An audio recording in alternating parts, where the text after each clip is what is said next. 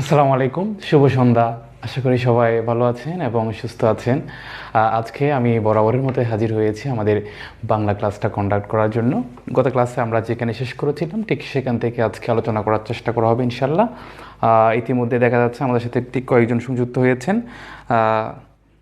অনেকে এখনও সংযুক্ত হতে পারেন নাই। যারা সংযুক্ত হতে পারেন নাই কাইন্ডলি একটু তাড়াতাড়ি সংযুক্ত হয়ে যাবেন। ক্লাসগুলো লাইভে করলে খুব ভালো হয়, ঠিক আছে? কারণ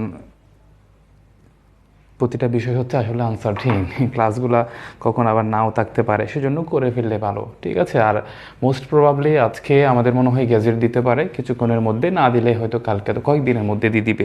আমাদের গ্যাজেট হয়ে যাওয়া মানে হচ্ছে আবার 15তম ভাইবাও শেষ হয়ে গেছে গতকালকে, না আজকে শেষ হয়ে গেছে 15তম ভাইবা। তো 15তম ভাইবাও শেষ হয়ে যাওয়া মানে হচ্ছে আমরা জানি জুডিশিয়ারির একটা ট্রেন্ড রয়েছে, একটা জুডিশিয়ারির কাজ শেষ করে অন্য একটা জুডিশিয়ারির কাজে তারা হাত দেয়। সেই সব কিছু বিবেচনায় আমরা বলতে পারি 16তম জুডিশিয়ারির সার্কুলার আগামী মাসের শুরুতেই হতে পারে বলে আশা রাখতে পারতেছি। তো সব কিছু বিবেচনায় আমি বলবো আপনারা ক্লাসগুলো মনোযোগ দিয়ে করেন এবং প্রস্তুতিগুলো খুব ভালো মতো নিতে থাকেন, ওকে? যারা সংযুক্ত হয়েছেন তারা প্রতিদিনের মতো আমাকে একটু জানাবেন সব কিছু ক্লিয়ারলি শোনা যাচ্ছে কিনা এবং বোঝা যাচ্ছে কিনা, ওকে?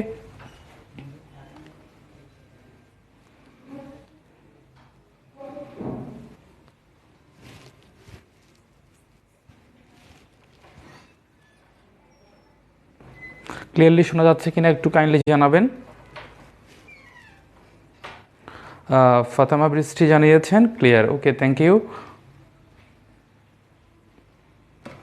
আজকে আমরা আলোচনা করব সাহিত্য পাঠ থেকে শরৎচন্দ্র চট্টোপাধ্যায়, জসীমউদ্দিন জীবনানন্দ দাশ এবং মধ্যযুগ থেকে, এগুলো একটু একটু আলোচনা করব কারণ অনেক সময় এখান থেকে প্রশ্ন চলেও আসতে পারে প্রিলি এবং রিটেনে। দ্যাটস ওয়াই জাস্ট যতটুকু ইম্পর্টেন্ট ঠিক ততটুকু আমি আপনাদেরকে বলার চেষ্টা করব। আর নতশীতে শতবিধান এটা প্রিলিতে হয়তো না আসতে পারে, না আসলেও এখানে বানানটা ইম্পর্টেন্ট, কিছু বানানের কিছু ফর্মুলা রয়েছে, রুলস রয়েছে, সন্ধিটাও বানান এবং প্লাস প্রিলিতে হয়তো আসতে পারে, লিখিততে আসবে না, ওকে?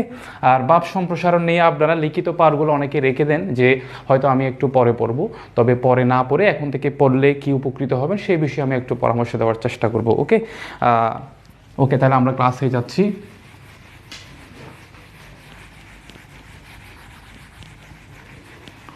প্রথমে আমরা পড়ব হচ্ছে শরৎচন্দ্র চট্টোপাধ্যায় সম্পর্কে আলোচনা করতে যাব ইনশাল্লাহ।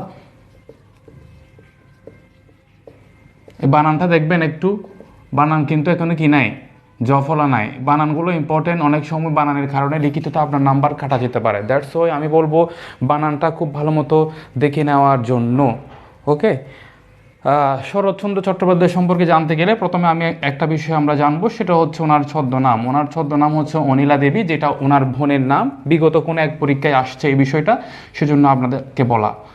অনিলা দেবী ওনার ছদ্মনাম, এটা বেসিক্যালি ওনার বোনের নাম। ওনার বোনের নাম দিয়ে অনেক সময় অনেক অনেক লেখা উনি পাবলিশ করেছেন, ঠিক আছে? ঠিক এরকম ছদ্মনাম ওনার প্রায় 7টি রয়েছে। কয়টি? অনিলা দেবী ছাড়াও আরও 7টি ছদ্মনাম রয়েছে। প্রেরিতে আসতে পারে শরৎচন্দ্র চট্টোপাধ্যায়ের ছদ্মনাম কয়টি, এটা আসতে পারে। আমরা গত ক্লাসে অনেক লেখকের, আমরা সাহিত্যিকদের ছদ্মনাম পড়েছিলাম। আমাকে একটু জানাবেন যারা সংযুক্ত হয়েছেন, গাজী মিয়া কার ছদ্মনাম, গাজী মিয়া কার ছদ্মনাম, ওকে? ওনাকে আরও বলা হয় অপরাজয় কথাশিল্পী। বেসিক্যালি শরৎচন্দ্র চট্টোপাধ্যায় যত উপন্যাস লিখেছেন,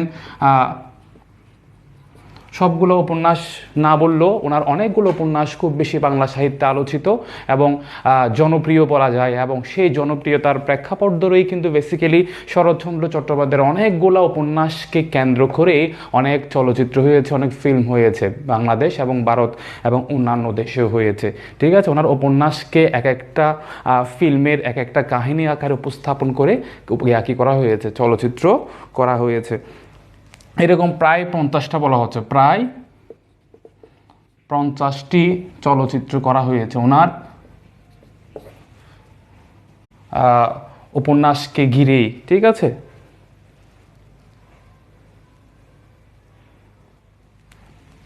এখানে উল্লেখযোগ্য হচ্ছে শ্রীকান্ত শর্মা, অনুরূপা দেবী, এগুলো, ওকে? এখানে আমরা আর কথা না বেরিয়ে আমরা চলে যাব হচ্ছে, তাহলে আমরা এখানে যেটা দেখলাম ওনার ছদ্মনাম হচ্ছে অনিলা দেবী। বেসিক্যালি এটা ওনার বোনের নাম। উনি অনেক লেখক কিন্তু তার নিজের নামে না লিখে অনেক সময় ছদ্মনাম বলতে ডিফারেন্ট একটা নিজস্ব চরিত্রের নাম দিয়ে ওনারা লেখালেখি করেছেন। উনি ওনার বোনের নামে লিখেছেন, অন্য একটা নামে লিখেছেন, প্রায় লেখকরা লিখেন। উনি এরকম 7টা ছদ্মনাম ওনার লেখালেখিতে পাওয়া যায়। আর ওনাকে বলা হয় অপরাজেয় কথা শিল্পী, এবং উনি আসলে উপন্যাসের জগতে খুব বেশি আলোচিত এবং জনপ্রিয়, যার কারণে ওনার অনেকগুলো উপন্যাসকে ঘিরে চলচ্চিত্র হয়েছে। তো আমরা যেটা পেয়েছি, ওনার প্রায় 50টি উপন্যাসকে ঘিরে চলচ্চিত্র ফিল্ম বানানো হয়েছে। ওকে, এর বাইরে আমরা চলে যাব হচ্ছে এখন ওনার আলোচিত সাহিত্যকর্ম নিয়ে।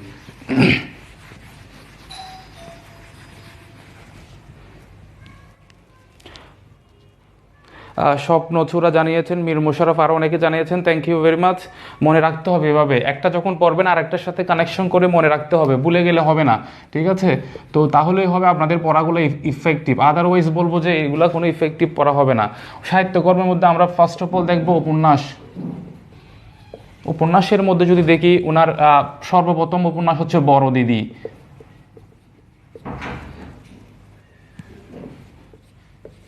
প্রথম উপন্যাস, এটা কি উপন্যাস? প্রথম উপন্যাস। এটা চরিত্র হচ্ছে মাধবী ও সুরেন্দ্রনাথ। জুডিশিয়ারি প্রিভিয়াস ইয়ার ইতিমধ্যে আপনারা সলভ করেছেন কিনা জানি না, যারা সলভ করেছেন তারা হয়তো দেখেছেন এখানে হচ্ছে অনেকগুলো উপন্যাসের চরিত্র অথবা যে কাব্যগুলা বিভিন্ন চরিত্রের মাধ্যমে উপস্থাপন করা হয়েছে, ওই কবিতার চরিত্রগুলো সম্পর্কে প্রশ্ন এসেছে। সেজন্য আমরা যেগুলো খুব বেশি আলোচিত ওগুলা চরিত্রগুলো দেখব। তাহলে বড়দিদি হচ্ছে শরৎচন্দ্র চট্টোপাধ্যায়ের প্রথম উপন্যাস, এবং তার এই উপন্যাসের চরিত্র মাধবী ও সুরেন্দ্রনাথ, এতটুকু মনে রাখলে হবে। ওকে, আর এটা প্রকাশ হয় ভারতী পত্রিকায়। কোন পত্রিকায়? ভারতী পত্রিকায়। এরপর আমরা দেখব ওনার অনেকগুলো উপন্যাস যেগুলো উল্লেখযোগ্য এবং পরীক্ষায় আসার উপযোগী, আমরা সেগুলো আপনাদের সাথে শেয়ার করার চেষ্টা করব ইনশাআল্লাহ। পল্লী সমাজ,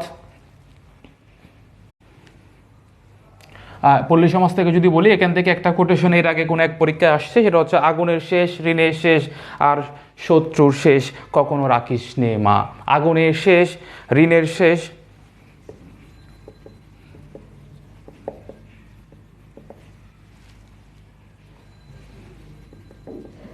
ঋণের শেষ, শত্রুর শেষ,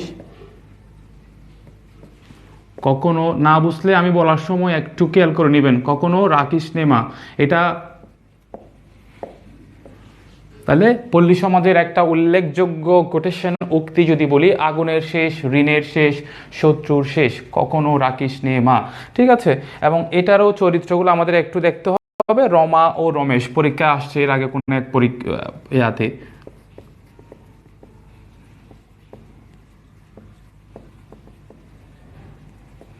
রমা ও রমেশ। তাহলে আমরা ওনার শরৎচন্দ্রের দুইটা উপন্যাস দেখছি, একটা হচ্ছে বড় দিদি আর একটা পল্লী সমাজ। এগুলোর থেকে যে ইনফরমেশনগুলো আপনাদেরকে প্রোভাইড করা হয়েছে সেগুলো একটু দেখে নিতে হবে। ওকে, এরপর আমরা চলে যাব ওনার আর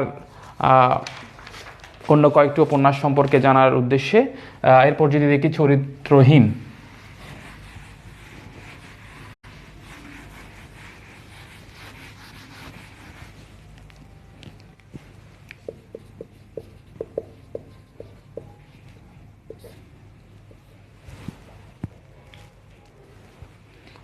চরিত্রহীন উপন্যাসে বেসিক্যালি ফুটে উঠেছে হচ্ছে প্রথা বহির্ভূত প্রেম।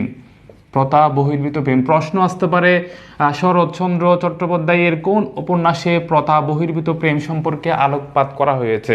শরৎচন্দ্র চট্টোপাধ্যায়ের কোন উপন্যাসে প্রথা বহির্ভূত প্রেম সম্পর্কে আলোকপাত করা হয়েছে? চরিত্রহীন। ঠিক আছে, এরপর দেখব Srikanta, one of the most important novel of Sarat Chandra Chattopadhyay, Srikanta, right? এটা 4টি খণ্ডে রচিত। এটা কতটি খণ্ড সেটা জানা লাগবে। 4 খণ্ডে রচিত, দ্যাট মিনস অনেক বড়। কেউ পড়েছেন কিনা জানি না। এটাকে বলা হয় আত্মজৈবনীমূলক উপন্যাস। দ্যাট মিনস এখানে শ্রীকান্ত হচ্ছে লেখক নিজেই, আত্মজীবনীমূলক উপন্যাস। তাহলে প্রশ্ন আসতে পারে পরীক্ষায়, ইতিমধ্যে কোনো এক পরীক্ষা আসছে যে শ্রীকান্ত কোন ধরনের উপন্যাস, শরতের শ্রীকান্ত কোন ধরনের উপন্যাস? বেসিক্যালি এটা একটা আত্মজীবনীমূলক উপন্যাস। লেখক তার নিজের জীবনে ঘটে যাওয়া বিভিন্ন গল্পগুলা এই উপন্যাসের মাধ্যমে উপস্থাপন করেছেন। ঠিক আছে, সেজন্য এটাকে বলা হয় আত্মজীবনীমূলক উপন্যাস। ওকে, এখানে লেখক তার শ্রীকান্ত শর্মা নাকি শ্রীকান্ত শর্মা ছদ্মনাম ব্যবহার করেছেন এখানে। তো আমরা শুরুতে বলেছিলাম উনি অনেকগুলো ছদ্মনাম ইউজ করেছেন, 7টি মতো। এখানে শ্রীকান্ত শর্মা হচ্ছে এই উপন্যাসে উনি ইউজ করেছেন। ওকে, এই বিষয়টা একটু দেখতে হবে। এই উপন্যাসের কিছু উক্তি অবশ্যই ইম্পর্টেন্ট, পরীক্ষা আসার উপযোগী কিছু উক্তি যদি বলি, বড় প্রেম শুধু কাছেই টানে না দূরেও ঠেলিয়া দেয়, বড় প্রেম শুধু কাছেই টানে না দূরেও ঠেলিয়া দেয়, বড় প্রেম শুধু কাছেই টানে না দূরেও ঠেলিয়া দেয় একটা। এরপর যদি বলি মধু থাকলে মৌমাছি এসে জোটে,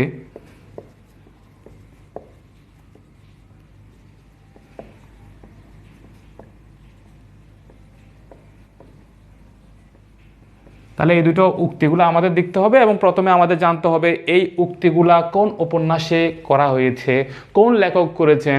বড় প্রেম শুধু কাছেই টানে না দূরেও ঠেলিয়ে দেয়, এই উক্তিটি কে করেছেন, কোন লেখায় করেছেন, কোন উপন্যাসে করেছেন। তখন আমাদের অ্যান্সার দিতে হবে শ্রীকান্ত উপন্যাসে এবং সেটা শরৎচন্দ্র চট্টোপাধ্যায়ের। ঠিক আছে, তাহলে এটা কোন ধরনের উপন্যাস? আত্মজীবনীমূলক উপন্যাস। লেখক তার শ্রীকান্ত শর্মা ছদ্মনাম কোন উপন্যাসে ব্যবহার করেছেন?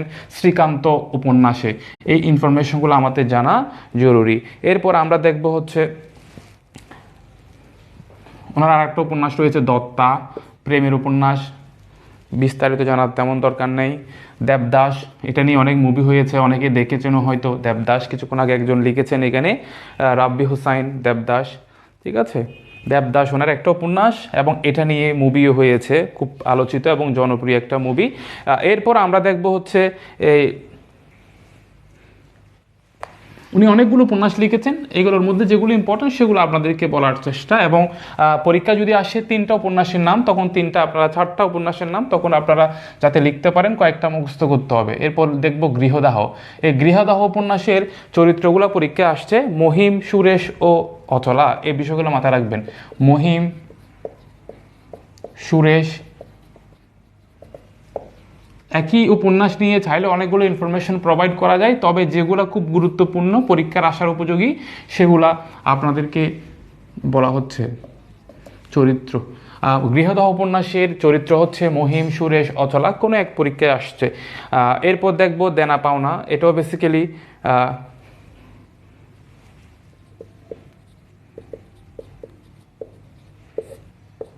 ওকে, এটাও একটা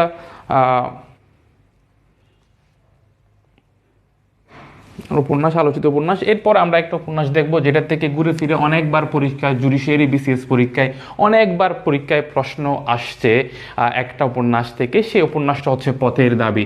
এই পথের দাবি রিলেটেড প্রশ্ন আমরা বিসিএসও পেয়েছি, জুডিশিয়ারি প্রিভিয়াস ইয়ারও পেয়েছি, অন্যান্য পিএসসি পরীক্ষায়ও পেয়েছি। এটা বেসিক্যালি রাজনৈতিক পটভূমিতে ঘিরেই একটা, যার কারণে আমরা বলতে পারি এটা একটা রাজনৈতিক উপন্যাস। ঠিক আছে, পথের দাবি। এবং সেটা হয় 1926 সালে। এটা কত সালে প্রকাশ হয় এটাও কিন্তু অনেকবার অনেক পরীক্ষায় আসছে। পথের দাবি কত সালে প্রকাশিত হয়, পথের দাবি উপন্যাসের লেখক কি, পথের দাবি কি, এটা কি কাব্যগ্রন্থ নাকি উপন্যাস নাকি কোনো প্রবন্ধ, এই রিলেটেড প্রশ্ন অনেকবার অনেক পরীক্ষায় আসছে, সেজন্য একটু জানে রাখতে হবে ইনশাল্লাহ। এরপর রাজনৈতিক পটভূমি বললাম, এটা কোন পত্রিকায় প্রকাশিত হয়েছে সেটাও আসছে, বঙ্গবাণী পত্রিকা। ওকে, এরপর যদি দেখি এটা ব্রিটিশ সরকার কর্তৃক বাজেয়াপ্ত হয়। পরীক্ষায় প্রশ্ন আসতে পারে শরৎচন্দ্র চট্টোপাধ্যায়ের কোন লেখাটি ব্রিটিশ সরকার কর্তৃক বাজেয়াপ্ত হয়, ব্রিটিশ সরকার কর্তৃক বাজেয়াপ্ত হয়, তখন অ্যান্সার করবেন পথের দাবি, ব্রিটিশ সরকার কর্তৃক বাজেয়াপ্ত। যেহেতু রাজনৈতিক পটভূমিতে লেখা হয়েছে, হয়তো এই উপন্যাসের মাধ্যমে উনি কোনো প্রতিবাদ, কোনো বিদ্রোহ করেছেন বলেই ব্রিটিশ সরকারের ভালো লাগে নাই, যার কারণে এটা বাজেয়াপ্ত ঘোষণা করেছে। এবং ঘোষণা করেছে বলেই আলোচিত, এবং আলোচিত বলেই আমাদের পরীক্ষার জন্য ইম্পর্টেন্ট এবং বিভিন্ন পরীক্ষায় এসেছে। ঠিক আছে, এরপর দেখবো এটার চরিত্রগুলো পরীক্ষা আসছে ভারতী, ডাক্তার সাহেব, সব্যসাচী। চরিত্র হচ্ছে ভারতী, ডাক্তার সাহেব, সব্যসাচী। এটা পরীক্ষায় আসছে কোনো এক পরীক্ষায়, যে সব্যসাচী এই চরিত্রের সৃষ্টি করেন কে? সব্যসাচী চরিত্রের সৃষ্টিকারী কে? শরৎচন্দ্র চট্টোপাধ্যায়। এবং সেটি কোন উপন্যাসের মাধ্যমে? সেটা হচ্ছে পথের দাবি। তাহলে পথের দাবি উপন্যাস যদি পরীক্ষায় আসে তাহলে আমাদের অবশ্যই এই ইনফরমেশনগুলো প্রোভাইড করতে হবে। Okay, this is important for exam. রাজনৈতিক পটভূমি বঙ্গবাণী পত্রিকায় প্রকাশিত, ব্রিটিশ সরকার বাজেয়াপ্ত করে। চরিত্র ভারতী ডাক্তার সাহেব সব্যসাচী কত সালে প্রকাশ হয়? 1926 সালে প্রকাশ হয়। পথের দাবি রিটেন বাই শরৎচন্দ্র চট্টোপাধ্যায়। অবশ্যই ইম্পর্টেন্ট ইনফরমেশনগুলো জেনে রাখতে হবে। এরপর যদি আমরা দেখি কিছু একটা কনফিউজিং আমরা দেখব। শেষ প্রশ্ন, শেষের পরিচয়,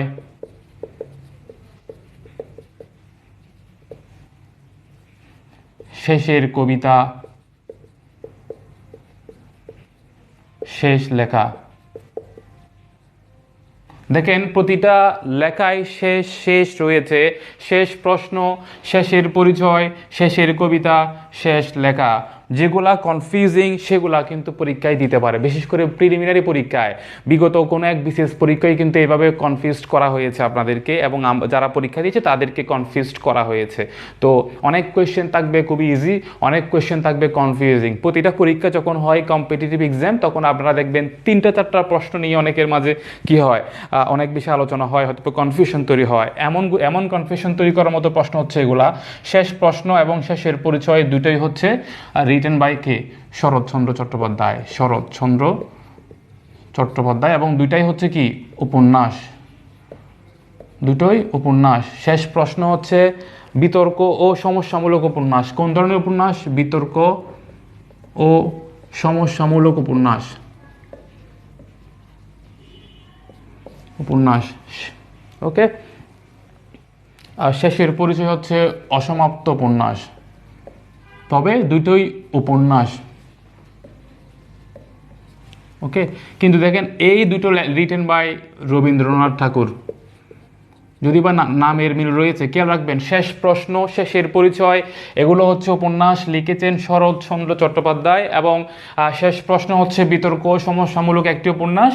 শেষের পরিচয় হচ্ছে অসমাপ্ত উপন্যাস, যেটা শেষ করে যেতে পারেননি লেখক তার জীবদ্দশায়। শেষের কবিতা নামের সাথে কবিতা থাকলেও এটা কোনোভাবেই কবিতা না।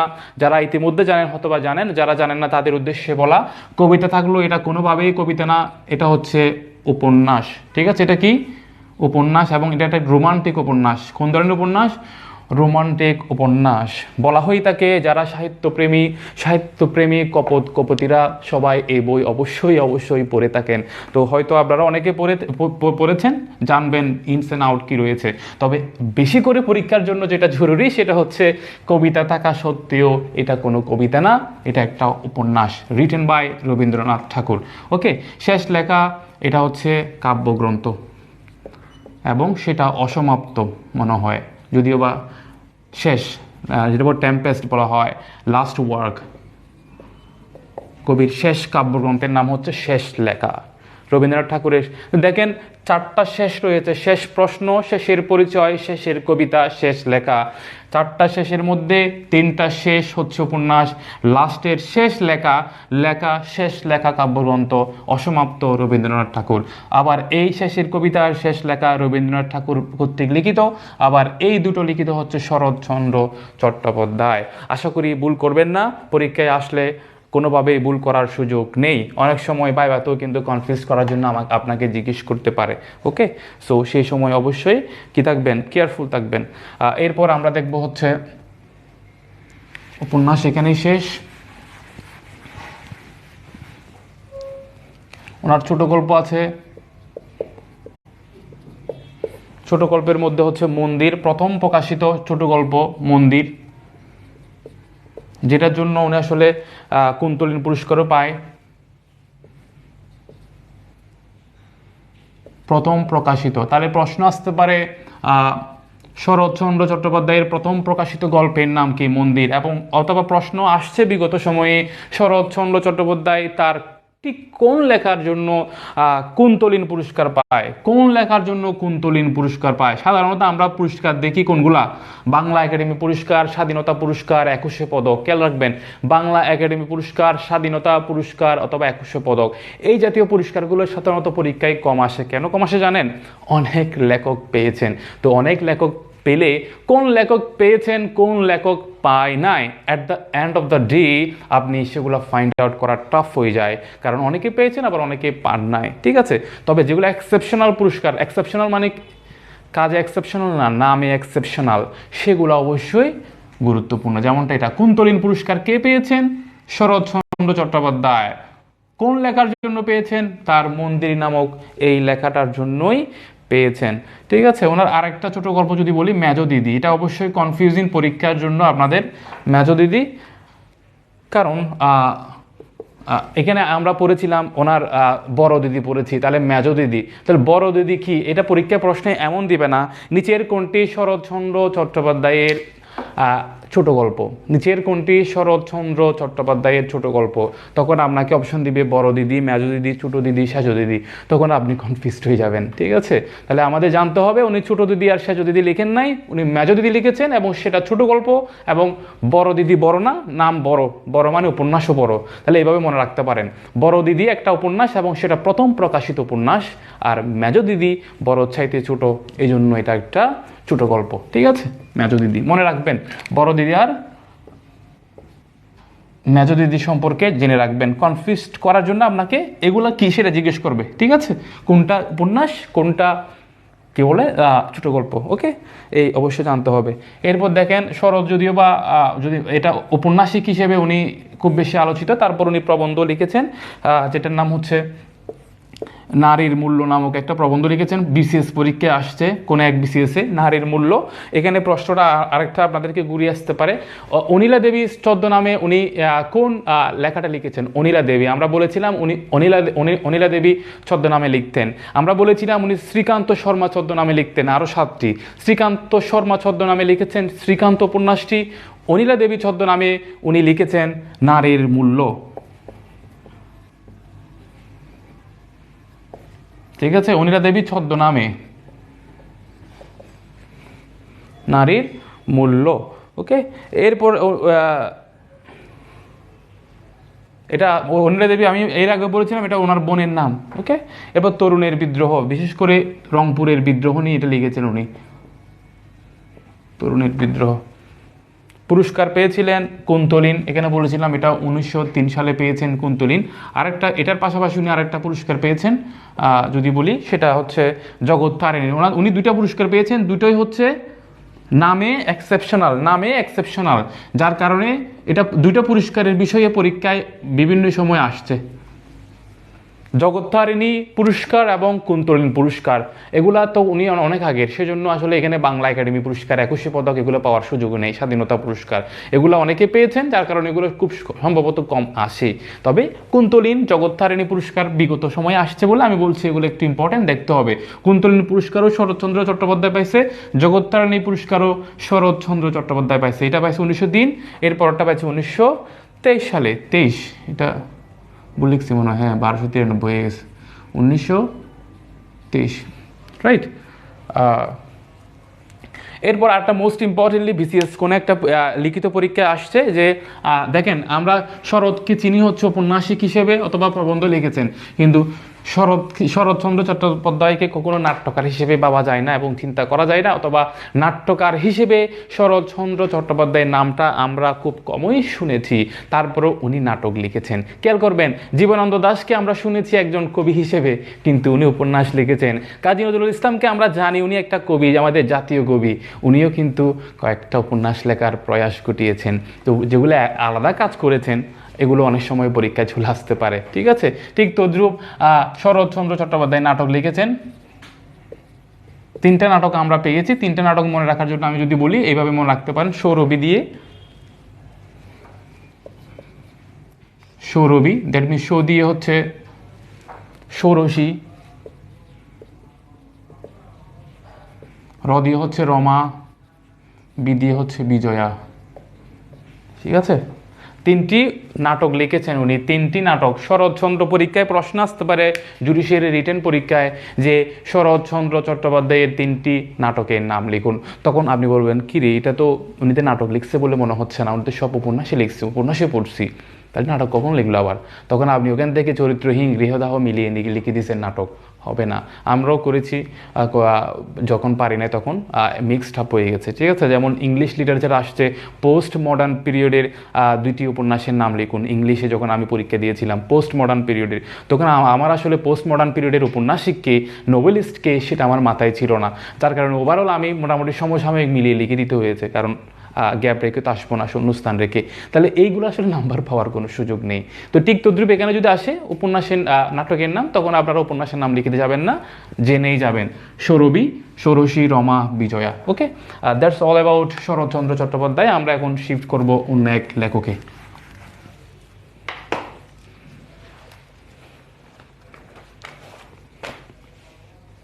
এখন আমরা দেখব জসীমউদ্দিন সম্পর্কে জানার জন্য।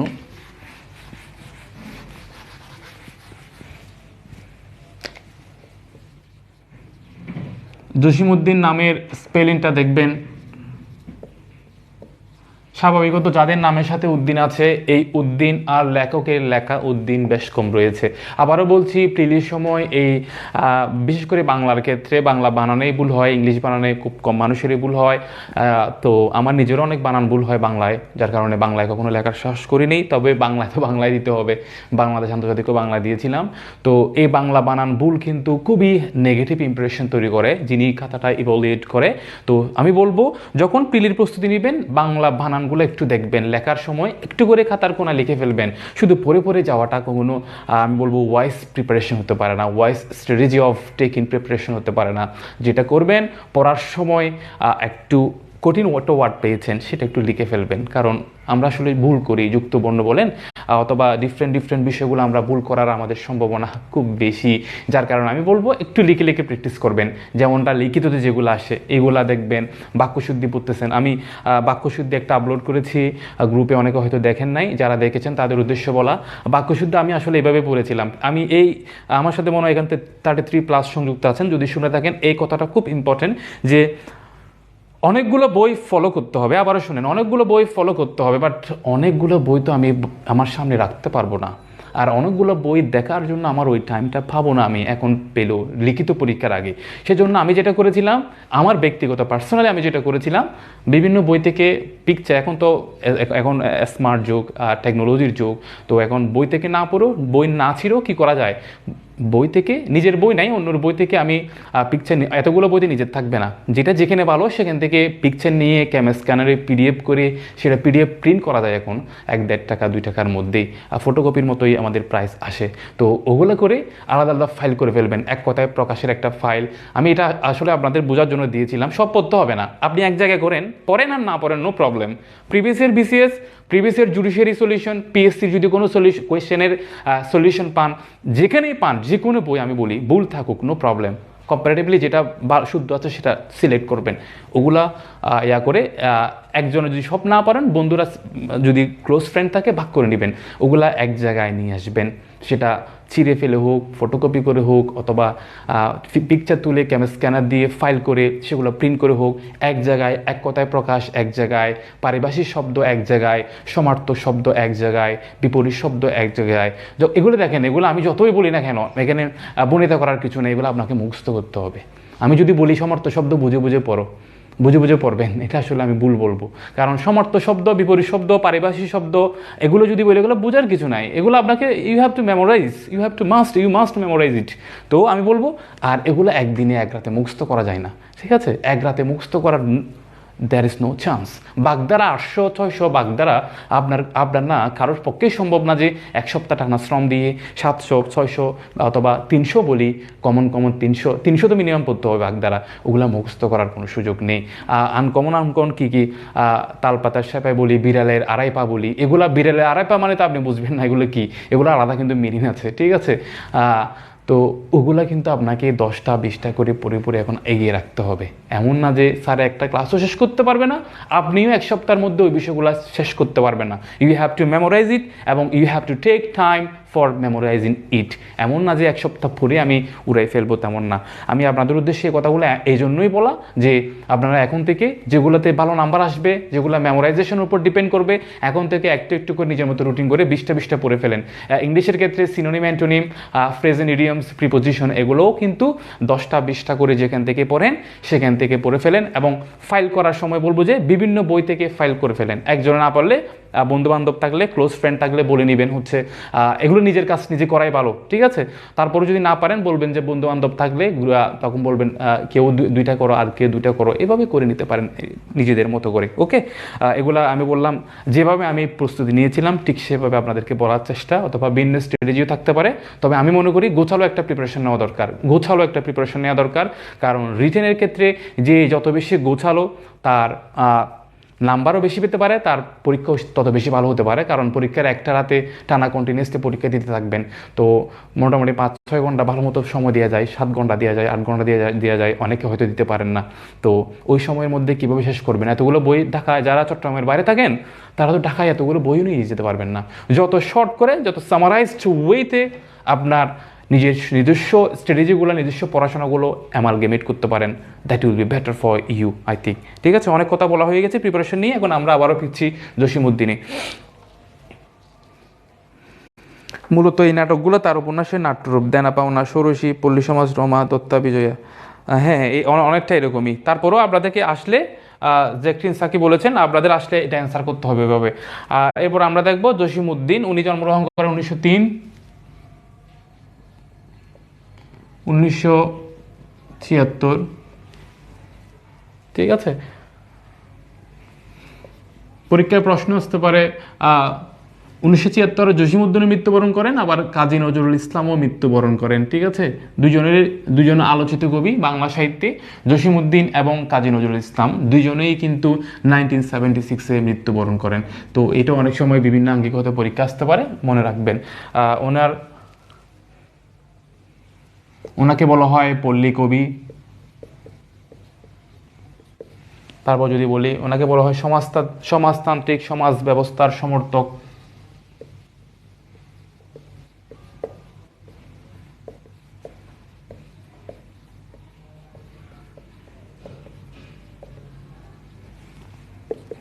তারপর যদি দেখি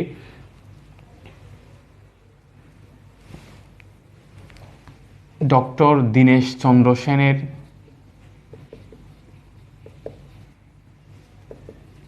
আনুকূল্যে অথবা সাহচর্যে এসে উনি কি পান? উনি একটা কলকাতা বিশ্ববিদ্যালয়ে পল্লীগীতি সংগ্রাহক হিসেবে নিয়োগ পান। কলকাতা বিশ্ববিদ্যালয়ে পল্লীগীতি সংগ্রাহক। না বুঝলে একটু শুনে নেবেন। উনি পল্লী কবি ছিলেন, পল্লী কবি বলা হয় ওনাকে বাংলা সাহিত্যে। উনি সমাজতান্ত্রিক সমাজ ব্যবস্থার একটা সমর্থক ছিলেন। উনি সমাজতন্ত্রকে সমর্থন করতেন। ডক্টর দীনেশচন্দ্র সেনের আনুকূল্যে থেকে, ওনার ফেভার থেকে কলকাতা বিশ্ববিদ্যালয়ের পল্লীগীতি সংগ্রাহক হিসেবে উনি নিয়োগ পেয়েছিলেন তৎকালীন সময়ে। এবং উনি ময়মনসিংহ গীতিকায় মহুয়া গানটি সংগ্রহ করেন। মহুয়া গান, ময়মনসিংহ গীতিকা আমরা যদি পড়ি, কিছুক্ষণ পরে আমরা পড়ব, মহুয়া গীতি উনি সংগ্রহ করেন। ওকে, এগুলো হচ্ছে ওনার ইম্পর্টেন্ট বিষয়। এর বাইরে একটা ইম্পর্টেন্ট বিষয় ওনার, যদি সাহিত্যকর্মে আমরা যাই, ওনার প্রথম প্রকাশিত কবিতা পরীক্ষা আসতে পারে। প্রথম প্রকাশিত পরীক্ষা আসতে পারে না, কোন এক পরীক্ষা আসছে। প্রথম প্রকাশিত কবিতা মিলনের গান। এরকম অনেক লেখকের প্রথম প্রকাশিত, বিশেষ করে কাজী নজরুল ইসলাম, রবীন্দ্রনাথ ঠাকুর, তারপর হচ্ছে বেগম রোকেয়া সাখাওয়াত হোসেন, জীবনানন্দ দাশ, এরকম অনেক লেখকের প্রথম প্রকাশিত তাদের কবিতা, তাদের গল্প, তাদের উপন্যাসগুলো ইম্পর্টেন্ট, অনেক সময় এটা জানা জরুরি। ঠিক আছে, তো প্রথম প্রকাশিত কবিতা মিলনের গান। মিলনের গান কার প্রথম প্রকাশিত কবিতা? জসিমউদ্দিন। ঠিক আছে, মহুয়া গীতিকে সংগ্রহ করেন জসিমউদ্দিন, এভাবে জানা জরুরি আপনাদের। এরপর আমরা দেখব জসিমউদ্দিন তার অনেকগুলা কাব্যগ্রন্থ উনি উপহার দিয়েছেন বাংলা সাহিত্যে, যেগুলা যুগে যুগে অনেক বেশি আলোচিত এবং বাংলা সাহিত্যকে অনেক বেশি সমৃদ্ধ করেছে বলে অনেকে মনে করেন। তেমনটা একটা কাব্যগ্রন্থের নাম হচ্ছে রাখালি। সালসহ ইম্পর্টেন্ট, পরীক্ষায় সালও আসছে। রাখালি কাব্যগ্রন্থটি কত সালে প্রকাশ হয়েছিল? 1927, 1927 সালে প্রথম কাব্যগ্রন্থ।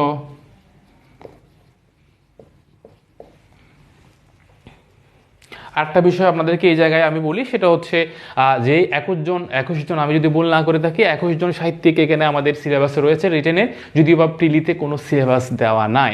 তো এই 21 জন সাহিত্যিক সম্পর্কে আপনি যে বইটা ফলো করেন না কেন, প্রত্যেকটা বইয়ে তো অনেকগুলো সাহিত্যিক নিয়ে আলোচনা করা হয়েছে, প্রায় মোর দেন 100 হতে পারে, 70-80 জন সাহিত্যিক সম্পর্কে আলোচনা করা হয়েছে। তো হয়তো 2-3টা পরপর একটা সাহিত্যিক। তো আমাদের সাইকোলজিক্যাল একটা প্রসেস হচ্ছে, যখন আমরা কত দূর পর্বত দেখব, তখন আমাদের মাথায় থাকে না। যত একসাথে করা যায়, যত বেশি একসাথে করা যায়। তো এগুলা প্রতিটা সাহিত্যিক সম্পর্কে যেগুলা কি ইনফরমেশন, যেগুলো কোর ইনফরমেশন, সেগুলো আপনি 2-3-4 পেজে নিজের মতো করে, একান্ত নিজের মতো করে নিয়ে আসবেন। নিয়ে আসার পর এটা নোট আকারে রেখে দিবেন। এটা প্রিলি এবং রিটেন 2 স্টেপে আপনাকে সমানভাবেই কাজ দিবে, এবং within short time you may revise it. ঠিক আছে, আপনি রিভিশন দিতে পারবেন। ওকে, এই জিনিসটা করতে হবে। ঠিক আছে, একটু কষ্ট করতে হবে। এখানে একটা কবিতা আছে, কবর কবিতাটি আমরা অনেকেই পাঠ্য বই এটা পড়েছি। কবর কবিতাটি খুব আলোচিত এবং জনপ্রিয় একটা কবিতা। এই কবিতাটি বেসিক্যালি রাখালি কাব্যগ্রন্থ থেকেই নেওয়া হয়েছিল, এবং এই কবিতা হচ্ছে 118 লাইনের কবিতা ছিল এটি। 118 লাইন, এবং এটা হচ্ছে মাত্রাবৃত্ত ছন্দে রচিত।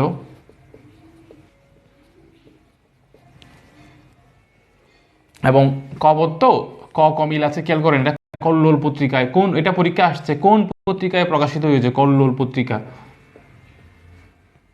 ওকে, এবং যদি বলি এটা পাঠ্য বই অন্তর্ভুক্ত হয়েছে। প্রশ্ন আসতে পারে, জসীমউদ্দিনের কোন লেখাটি পাঠ্য বইয়ে অন্তর্ভুক্ত হয়েছে? প্রশ্ন আসতে পারে। তাহলে পাঠ্য বই অন্তর্ভুক্ত হয়েছে কবর কবিতাটি। 118 লাইনের কবর কবিতা, মাত্রাবৃত্ত ছন্দে রচিত, সেটা কল্লোল পত্রিকায় প্রকাশিত হয়েছিল, পরবর্তীতে পাঠ্য বইয়ে অন্তর্ভুক্ত হয়েছিল। এবং এই রাখালি কাব্যগ্রন্থ যেখান থেকে এটা নেওয়া হয়েছিল, সেটা হচ্ছে তার প্রথম কাব্যগ্রন্থ, এবং এই রাখালি কাব্যগ্রন্থটি প্রকাশিত হয়েছিল 1927 সালে। This is very very important for exam.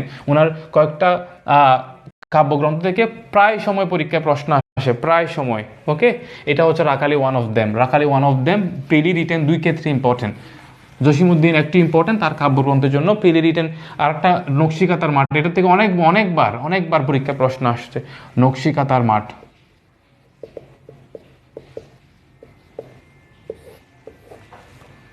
তার শ্রেষ্ঠ রচনা বলা হয় এটাকে, শ্রেষ্ঠ রচনা।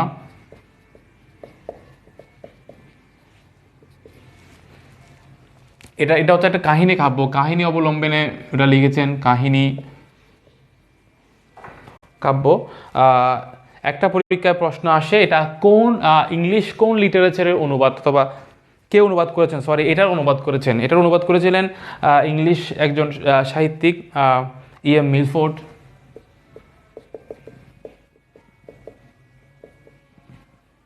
জুডিশিয়ারি রিটেন আসছে, জুডিশিয়ারি লিখিত পরীক্ষা আসছে এটা, field of embroidery quilt. Judiciary লিখিত পরীক্ষা আসছে এটা, ফিল্ড অফ এমব্রয়ডারি কুইল্ট। ঠিক আছে, E.M. মিলফোর্ড এটাকে অনুবাদ করেছেন ফিল্ড অফ এমব্রয়ডারি কুইল্ট নামেই। ঠিক আছে, এবং এই কাব্যগ্রন্থ থেকে একটা রূপাই নামক একটা কবিতা রয়েছে, রূপাই নামক একটা কবিতা এখান থেকেই নেওয়া হয়েছে। ঠিক আছে, রূপাই, এবং এটা জুডিশিয়ারি লিখিত পরীক্ষা আসছে, রূপাই। দেখেন, নকশিকাঁথার মাঠ একটা কাব্যগ্রন্থ, এই কাব্যগ্রন্থ থেকে ইনারে গিয়ে, একটু ভিতরে গিয়ে প্রশ্ন কিন্তু জুডিশিয়ারি রিটেন আসে। নকশিকাঁথার মাঠের একটি কবিতা হচ্ছে রূপাই। এই রূপাইয়ের চরিত্র নিয়ে প্রশ্ন আসছে, চরিত্র সাজু ও রূপাই, সাজু ও রূপাই। ওকে, 2টি চরিত্র রয়েছে রূপাইয়ের। রূপাই নামক কবিতার 2টি চরিত্রের নাম সাজু ও রূপাই। ঠিক আছে, পরীক্ষায় প্রশ্ন আসতে পারে, রূপাই কবিতাটি কোন কাব্যগ্রন্থ থেকে নেওয়া হয়েছে, অথবা রূপাই কবিতাটির স্রষ্টা কে? জসিমউদ্দিন এবং সেটা নকশিকাঁথার মাঠ কাব্যগ্রন্থ থেকে নেওয়া হয়েছে। এর দুটি চরিত্রের নাম লিখুন, সাজু এবং রূপাই। সাজু এবং রূপাই পরীক্ষায় আসছে বিগত বছরে। তো this is very important for exam এবং আপনাদের সেটা জানা উচিত। ওকে, এরপর আমরা দেখব হচ্ছে ওনার আর একটা কবিতা রয়েছে নিমন্ত্রণ। উল্লেখযোগ্য যদি কবিতা বলি, ধানক্ষেত কাব্যগ্রন্থের একটা পরীক্ষা আসছে, এটার একটা কবিতা হচ্ছে নিমন্ত্রণ। দেখতে হবে নিমন্ত্রণ কবিতাটি কোন কাব্যগ্রন্থ থেকে নেওয়া হয়েছে। ধানক্ষেত, ধানক্ষেত কার লিখিত কাব্যগ্রন্থ? জসিমউদ্দিন, জানতে হবে। এরপর আমরা দেখব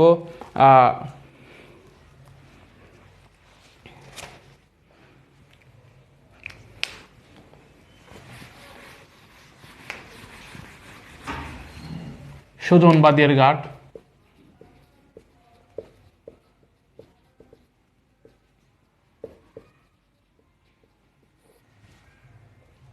এটা একটা কাহিনী কাব্য। আমরা এর আগে যেটা পড়েছিলাম সেটাও একটা কাহিনী কাব্য ছিল, নকশিকাঁথার মাঠ। এটাও একটা কাহিনী কাব্য। বেশি বেশি পড়ে এগুলা মাথায় আত্মস্থ করে নিতে হবে, ভালো মতো সেট করে নিতে হবে। এটা একটা চরিত্র হচ্ছে সুজন ও দুলি। সুজন, বাদিয়ার ঘাটের সুজন ও দুলি। পরীক্ষায় আসছে বিগত বছর লিখিত পরীক্ষায়, বিগত যে কোনো প্রিভিয়াস ইয়ার কোয়েশ্চেনে। ঠিক আছে, এখানে সুজন হচ্ছে মুসলমানের ছেলে, দুলি হচ্ছে হিন্দুর মেয়ে। সুজন হচ্ছে মুসলমানের ছেলে, দুলি হচ্ছে একজন হিন্দু মেয়ে। ঠিক আছে, এরপর আরো ওনার ইয়ে রয়েছে মাঝে জননী কান্দে। মাঝে ওনার কাব্যগ্রন্থ যদি বলি মাটির কান্না। আরও রয়েছে এগুলো ইম্পর্টেন্ট, পরীক্ষা আসার উপযোগী, সেগুলো আপনাদেরকে বলা। মাটির কান্না, ঠিক আছে। ওনার যদি বলি বিখ্যাত কবিতা, দুটি বিখ্যাত কবিতার নাম লিখতে বললে কি লিখবেন? অনেকগুলো কবিতা আমরা পড়েছি, ওনার যদি দুইটা বিখ্যাত কবিতার নাম বলতে বলে তাহলে হচ্ছে কবর এবং আসমানি লিখতে পারেন। কবর, আসমানি, অথবা আমরা রূপাই পড়েছি, রূপাই লিখতে পারেন। ওকে,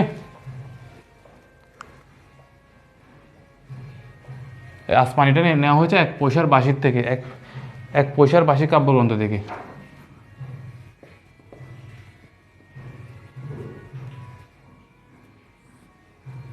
এবং এখানে রসুলপুর গ্রামের কথা বলা হয়েছে। ওকে, তাহলে কবর নেওয়া হয়েছে কোত্থেকে আমরা জানি, সেটা হচ্ছে রাখালি কাব্যগ্রন্থ থেকে নেওয়া হয়েছে। রূপাই নেওয়া হয়েছে কোত্থেকে? নকশিকাঁথার মাঠ থেকে। তাহলে কবর নেওয়া হয়েছে রাখালি কাব্যগ্রন্থ থেকে, রূপাই নেওয়া হচ্ছে সুজন বাদিয়ার ঘাট থেকে, আসমানি হচ্ছে এক পয়সার বাঁশি কাব্যগ্রন্থ থেকে। এবং রসুলপুর গ্রামের কথা বলা হয়েছে কোন কবিতায়? আসমানি কবিতায়। এবং এই কবিতার আলোকে কিন্তু অনেক সিঙ্গার গানও করেছেন, গানের আলোকেই কিন্তু এটা উপস্থাপন করেছেন। বিখ্যাত কবিতা আসমানি, আসমানিরে তুই একটা গান রয়েছে। ওকে, বিষয়টা দেখতে হবে। এবং এখানে যদি আমরা একটা বিষয় অ্যাড করি, সেটা হচ্ছে ওনার একটা উক্তি যদি থাকে, উক্তি যদি বলি কোনো একটি ইয়াতে উনি উক্তি করেছেন, এটা দুদকের এক পরীক্ষা আসছে, দুর্নীতি দমন কমিশনের আইডি পরীক্ষায়। সে আমারে ছাড়িয়ে এত ব্যথা যার কেমন করিয়া হায়, আমারে ছাড়িয়া এত ব্যথা যার, ঠিক আছে, কেমন করিয়া হায়, একটা ইয়া রয়েছে, এটা আসছে পরীক্ষায়।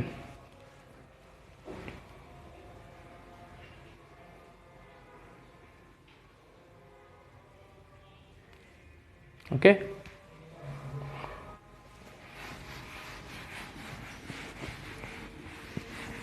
যে ইনফরমেশনগুলো আপনাদেরকে প্রোভাইড করা হচ্ছে এগুলো পরীক্ষার জন্য বেশি ইম্পর্টেন্ট। এগুলো আগে দেখবেন, এরপর নিজেরা অ্যাড করবেন। আরও ওনার উপন্যাস রয়েছে, অনেকে একমাত্র উপন্যাস বলে, তবে ওনার উপন্যাস কিন্তু আরও রয়েছে। যদি বলি বোবা কাহিনী, জসিমউদ্দিন যে উপন্যাস লিখতে পারে সেটা হচ্ছে অনেকে হয়তো না জানতে পারেন। উনি একটাই উপন্যাস লিখেছেন, যে উপন্যাসটা খুব বেশি, উপন্যাসটা মোটামুটি পরীক্ষায় আসছে অনেকবার। ওনার একমাত্র উপন্যাস বলা হলো, আরেকটা উপন্যাস রয়েছে, ঠিক আছে, বোবা কাহিনী। অনেকে এভিডেন্স অ্যাক্ট পেয়েছেন। বোবারা যে যোগ্য সাক্ষী, এটা কোন সেকশনে বলেছেন দেখি, বলেন দেখি একটু কেউ। বোবারা যোগ্য সাক্ষী, সেটা কোন সেকশনে বলা হয়েছে? বোবারা যোগ্য সাক্ষী সেটা কোন সেকশনে বলা হয়েছে? তাহলে বোবা কাহিনী একটা উপন্যাস যদি বলি, এটা বিশেষ করে ফরিদপুরের বিশেষ অঞ্চল মহাজনী শোষণের। এখানে বোবা কাহিনীতে বোবা মানে হচ্ছে মহাজনী শোষণের, যারা মহাজন রয়েছে তারা যে শোষণ করতো সেই শোষণের বিরুদ্ধে কেউ কথা বলে নাই বলে উনি বোবা কাহিনী নামক এই করেছেন। ঠিক আছে, অনেকে বলেছেন 119। ঠিক আছে, গুড। আপনাদের জানাশোনার লেভেল ভালো, আলহামদুলিল্লাহ, ভালো কিছু আশা করতেই পারি আমরা। কাহিনী কাব্য, জ্যাকরিন সাকি বলেছেন কাহিনী কাব্য আর গাথা কাব্য কি একই? হ্যাঁ, অনেকটা একই, অনেকটা একই একই একই বলতে পারেন। তাহলে এরপর আমরা যেটা দেখবো সেটা হচ্ছে এটা কত সালে, এটা পরীক্ষায় আসছে, এটা বোবা কাহিনী কত সালে প্রকাশিত হয় সেটাও পরীক্ষার জন্য খুব বেশি ইম্পর্টেন্ট। দেখতে পারেন ওনার আরেকটা অপ্রকাশিত যেটা মৃত্যুর পর প্রকাশিত হয় 1990 সালে, বৌটুবাণীর ফুল। বৌটুবাণীর ফুল, এটা বেসিক্যালি হয় হচ্ছে ওনার মৃত্যুর পরে 1990 সালে, মৃত্যুর পর প্রকাশিত।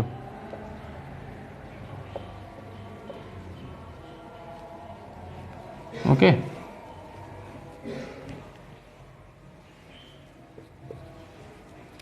এরপর আমরা দেখবো ওনার গল্পগ্রন্থ যদি দেখি, গল্পগ্রন্থ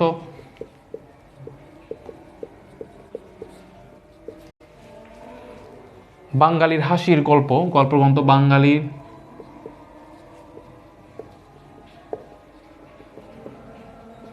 এটার জন্য বেসিক্যালি ইউনেস্কো উদ্যোগে ফল্ক টেলস অফ বাংলাদেশ নামে অনুদিত হয়। ইউনেস্কো এটাকে এই গল্পগ্রন্থকে ইউনেস্কো কি করেন,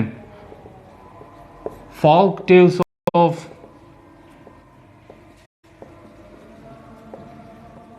বাংলাদেশ নামে অনুদিত করে ইউনেস্কো। ইউনেস্কো তার ইউনেস্কো নিজস্ব উদ্যোগে সেলফ অ্যাটেম্প নিয়ে এই বাঙালির হাসির গল্প যেটা লিখেছেন জসিমউদ্দিনের এই গল্পগ্রন্থকে কি করেন, অনুবাদ করেন, ফক টেলস অফ বাংলাদেশ নামে অনুবাদ করেন। এরপর দেখুন ওনার ভ্রমণ কাহিনী লিখেছেন উনি। নাটকটা দেখি, উনি কিন্তু মোটামুটি সব ক্ষেত্রেই মোটামুটি অবদান রাখার চেষ্টা করেছেন। নাটক যদি দেখি, এখানে উল্লেখযোগ্য নাটক বেদের মেয়ে, পদ্মাপার, মধুমালা, পল্লীবধূ।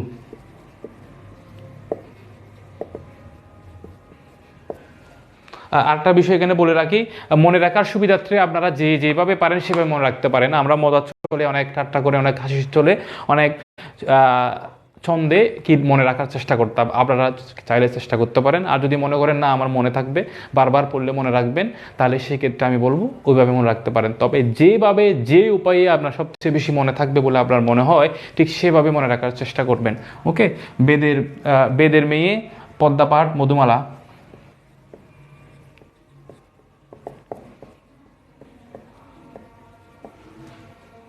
পল্লীবধূ, আরও আছে, এগুলো উল্লেখযোগ্য।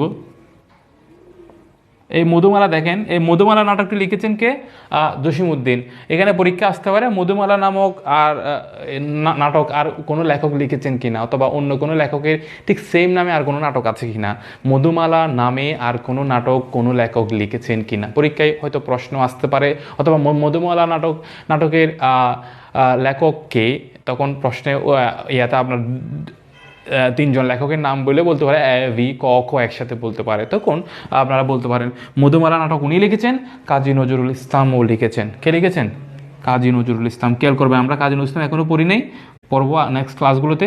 কাজী নজরুলও কিন্তু মধুমালা নামে নাটক লিখেছেন। সেম নাম, মধুমালা নামে নাটক জসিমউদ্দিনও লিখেছেন, মধুমালা নামে নাটক কাজী নজরুল ইসলামও লিখেছেন।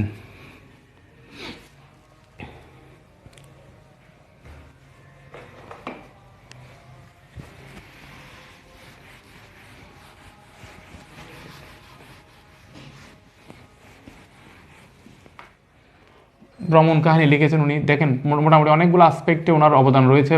ভ্রমণ কাহিনী, এখানে 2টা ভ্রমণ কাহিনী খুব বেশি আলোচিত। হলদেপরির দেশে, যেটা যুগোস্লাভিয়ার গল্প, বিশেষ করে রোমের গল্প আছে এখানে, এবং ইউনেস্কো পুরস্কারও পায় এটার জন্য।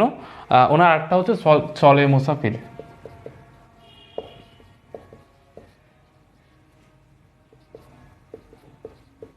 হলদেপরির দেশে, এই দুটো খুব আলোচিত, দেখতে হবে। চলে মুসাফির, হলদে পরীর দেশে, এখানে যুগোস্লাভিয়ার গল্প বলা হচ্ছে, আছে রোমের গল্প আছে, এবং এই হলদে পরীর দেশের জন্য উনি ইউনেস্কো পুরস্কারও লাভ করেন, এবং উনি মারা যান 1973 সালে। 1973 সালে।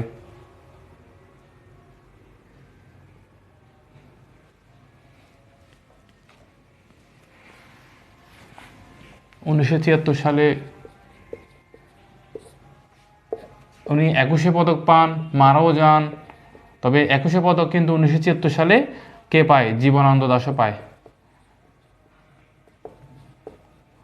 জীবনানন্দ দাশও 21শে পদক পায়। তাহলে 1974 সালে নিচের কোন দুজন লেখক যদি বলি 21শে পদক পান? জীবনানন্দ দাশ এবং জসিমউদ্দিন, দুজনেই পান। ওকে, দ্যাটস অল অ্যাবাউট জসিমউদ্দিন। আমরা আজকে আর সাহিত্য নিয়ে আলোচনা করব না, আমরা জীবনানন্দ দাশ নিয়ে আলোচনা করব বলেছিলাম, বাট আজকে হয়তোবা সম্ভব হচ্ছে না। আমরা আমাদের আলোচ্য বিষয়ের অন্য আলোচনা নিয়ে আজকে আলোচনা করব ইনশাল্লাহ।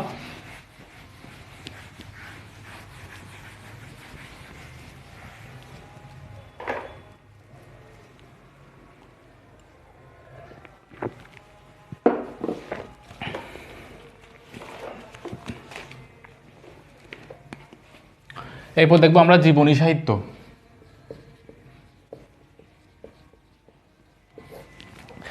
দেখেন এখানে ছোট ছোট বিষয়, মধ্যযুগের এই ছোট ছোট বিষয় থেকে প্রিলিমিনারিতে প্রশ্ন আসতে পারে। প্রিলিমিনারিতে লিখিতে তো অনেক সময় আমি বললাম 10টা সাহিত্যের প্রশ্ন থেকে 2 থেকে 3 নাম্বার প্রাচীন যুগ এবং মধ্যযুগ থেকে আসে সাধারণত প্রতিবারে।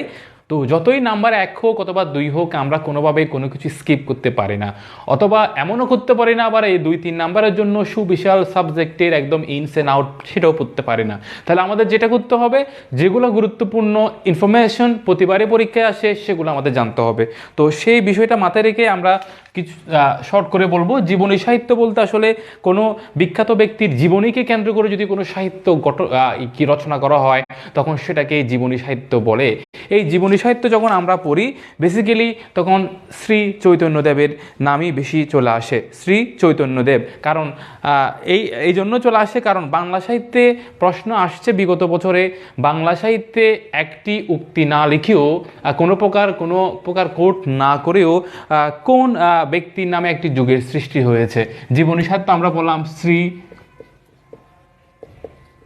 চৈতন্যদেব, ঠিক আছে। এই ভদ্রলোক এই মহোদয় কি করেন নাই, বাংলা ভাষায় একটা লাইনও লিখে নাই, কিন্তু ওনার নামে একটি যুগের সৃষ্টি হয়ে গেছে, যেটাকে বলা হয় শ্রী চৈতন্য যুগ। লিখিত প্রশ্ন আসতে পারে কোন লেখক বাংলা ভাষায় একটি উক্তিও না করে তার নামে যুগের সৃষ্টি হয়েছে, সেটার নাম এবং সেটাকে কি যুগ বলা হয়, সেটাকে বলা হয় চৈতন্য যুগ, এবং ওই ব্যক্তির নাম হচ্ছে শ্রী চৈতন্য দেব, ঠিক আছে।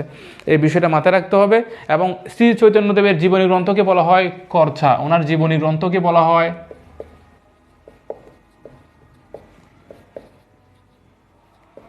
পিলিতে প্রশ্ন আসতে পারে করছা মানে কি, পিলিতে প্রশ্ন আসতে পারে করছা মানে কি, ডায়েরি অথবা দিনলিপি।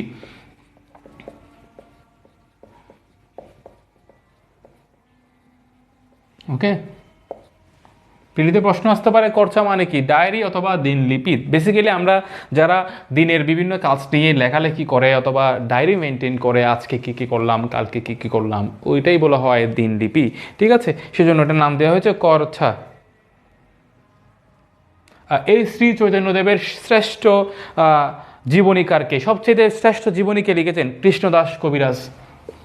সবচাইতে কৃষ্ণদাস কবিরাজ, এই ভদ্রলোক সবচাইতে শ্রেষ্ঠ যেটা বলা হচ্ছে জীবনী লিখেছেন শ্রী চৈতন্যদেব নিয়ে কৃষ্ণদাস কবিরাজ, ঠিক আছে। ওনার জীবনী গ্রন্থকে বলা হয় করছা, ডায়েরি বা দিনলিপি। এই বিষয় করে জানতে হবে। এর বাইরে যদি অন্যান্য জীবনী গ্রন্থ আমরা দেখি, সৈয়দ সুলতানের জীবনী গ্রন্থের নাম হচ্ছে রসুল বিজয়, নবীবংশ। এগুলো শুধু এতটুকু জানলে হবে, নবীবংশ অথবা রসুল বিজয়।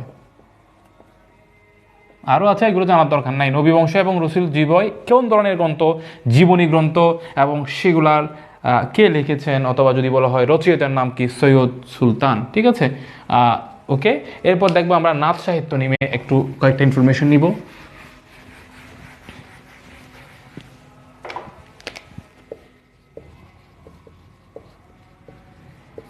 নাথ সাহিত্য বেসিক্যালি বৌদ্ধ ধর্মমতের সাথে শৈব ধর্ম মিশে, বৌদ্ধ ধর্মের সাথে শৈব ধর্মে মিশে নাথ ধর্মের উদ্যোগ। তাহলে নাথ সাহিত্য, নাথ ধর্ম মানে কি? বৌদ্ধদের সাথে, বৌদ্ধ প্লাস শৈব, শৈব মিলেই ইকুয়াল টু নাথ হয়েছে, নাথ ধর্মের প্রতিষ্ঠা লাভ করেছে নাথ সাহিত্যে। তো বেসিক্যালি বলা হচ্ছে মধ্যযুগে শিব উপাসকদের সাথে নাথ ধর্মের কাহিনী অবলম্বে এক শ্রেণীর ধর্ম প্রচারকারী সাহিত্য। বেসিক্যালি ধর্মটা প্রচার করার জন্য এই যেই শিব উপাসক, যেটা বলা হয় কি উপাসক, শিব উপাসক যারা ছিল তাদের ধর্ম প্রচার করার নিমিত্তে যে সাহিত্য রচনা করেছিলেন সেটার নামই হচ্ছে নাথ সাহিত্য। তো দেখেন এখানে কিন্তু বৌদ্ধ ধর্ম রয়েছে কথা বলতেছি আমরা, শৈব ধর্মের কথা বলতেছি, অথবা দুইটাই মিলেই বলতেছি নাথ ধর্ম। কিন্তু দেখবেন এই এই এই নাথ সাহিত্যের মোটামুটি আদিকবি যদি বলি উনি একজন মুসলিম ছিলেন। তো দেখেন একজন মুসলমান হয়েও কিন্তু এই ধর্মের অথবা এই সাহিত্যের আদিকবি যদি বলি, এটা কিন্তু পরীক্ষার জন্য খুবই ইম্পর্টেন্ট, শেখ ফয়জুল্লাহ। যেহেতু এটা একটু এক্সেপশনাল ইনফরমেশন, যেহেতু উনি একজন মুসলমান হওয়া সত্ত্বেও উনি এই ধর্ম অথবা এই শিব উপাসকদের ধর্ম প্রচারের নিমিত্তে যে সাহিত্য, ওইরকম একটা সাহিত্যের আদিকবি বলা হচ্ছে শেখ ফয়জুল্লাহ। ঠিক আছে, এবং ওনার নাথ ধর্ম বিষয়ক একটি লেখার নাম হচ্ছে গৌরক্ষ বিজয়। পরীক্ষায় প্রশ্ন আসতে পারে গৌরক্ষ বিজয় কে লিখেছেন, অথবা গৌরক্ষ বিজয় কি, পরীক্ষা আসতে পারে গৌরক্ষ বিজয় কি, এটা একটা নাথ সাহিত্য, এটা কে লিখেছেন? শেখ ফয়জুল্লাহ। শেখ ফয়জুল্লাহকে কি বলা হয়? ওনাকে বলা হয় নাথ সাহিত্যের আদিকবি। আরও অনেক কিছু বলা হয়, এটা একটা টাইটেল, আদিকবি, নাথ সাহিত্যের আদিকবি। যদিও বা সেটা নাথ ধর্ম, যেটা বৌদ্ধ ধর্ম এবং শৈব ধর্ম প্রচারের নিমিত্তে বেসিক্যালি এই নাথ সাহিত্যের সৃষ্টি, এটা আদিকবি হচ্ছে শেখ ফয়জুল্লাহ। এটা অবশ্যই ইনফরমেশনটা মাথায় নিতে হবে, এতটুকুই ইম্পর্টেন্ট পরীক্ষার জন্য।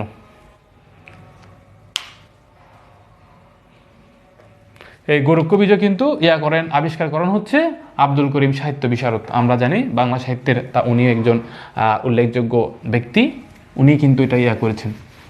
এরপর আমরা দেখব হচ্ছে মরসিয়া সাহিত্য।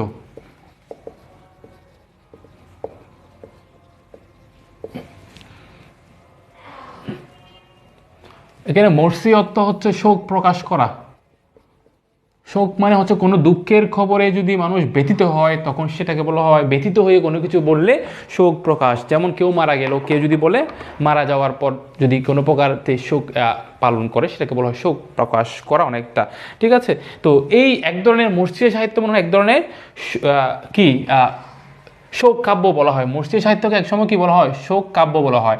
মরসিয়া কোন ধরনের শব্দ? এটাও যদি পরীক্ষা আসে, এটা একটা আরবি শব্দ। কোন ধরনের শব্দ?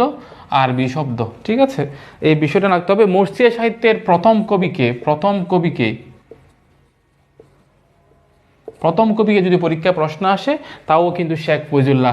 দেখেন শেখ ফয়জুল্লাহ কিন্তু এট এ টাইম নাথ সাহিত্যের আদিকবি, আবার মরসিয়া সাহিত্যেরও কিন্তু আদিকবি অথবা প্রথম কবি। এট এ টাইম নাথ সাহিত্যেরও আদিকবি এবং মরসিয়া সাহিত্যেরও আদিকবি কে? শেখ ফয়জুল্লাহ। যারা বিসিএস দিবেন তাদের আরও ডিটেলস জানা দরকার, যারা জুডিশিয়ারি দিবেন তাদের শুধুমাত্র এতটুকু ইনফরমেশন নিলেই হবে। ওকে,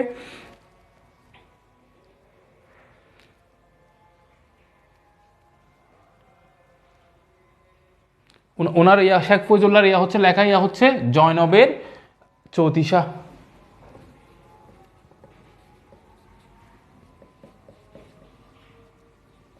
আর মরসিয়া সাহিত্যের আরেকজন উল্লেখযোগ্য কবি রয়েছেন, অথবা ওনার নাম হচ্ছে কি দৌলত উজির বাহারাম খান।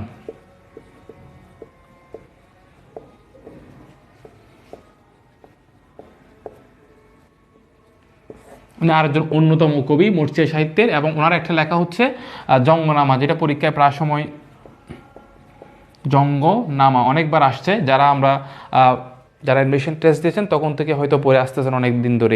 এটা বিশেষ করে কারবালার বিষাদময় যুদ্ধ বিগ্রহের বিষয়বস্তু। কারবালার মুসলিমদের জন্য একটা ঐতিহাসিক ঘটনা হচ্ছে কারবালার যুদ্ধ। এই কারবালার বিষাদময় গল্প নিয়েই বিশেষ করে এই জঙ্গনামার এই গ্রন্থের আলোচ্য বিষয়, এবং এটা একটা মর্সিয়া সাহিত্যে এখানে শোক প্রকাশ করা হয়েছে, এবং এই জঙ্গনামার স্রষ্টা হচ্ছেন দৌলত উজির বাহারাম খান। তাহলে আমরা যদি পড়ি মর্সিয়া সাহিত্যে আমরা দুইটা জিনিস পড়েছি, একটা হচ্ছে এটার আদিকবি হচ্ছে শেখ ফৈজুল্লাহ, যিনি আবার নাথ সাহিত্যের আদিকবি ছিলেন। আবার এই শেখ ফৈজুল্লাহ সেখানে লিখেছিলেন গোরক্ষবিজয় নাথ সাহিত্য হিসেবে, আবার এখানে লিখেছেন মর্সিয়া সাহিত্য হিসেবে তিনি লিখেছেন জয়নবের জ্যোতিষা। ঠিক আছে, কোনটা কোন ধরনের সাহিত্য সেটা জানা জরুরি, কে লিখেছেন সেটাও জানা জরুরি। আবার এখানে একটা উল্লেখযোগ্য মর্সিয়া সাহিত্য লিখেছেন দৌলত উজির বাহারাম খান।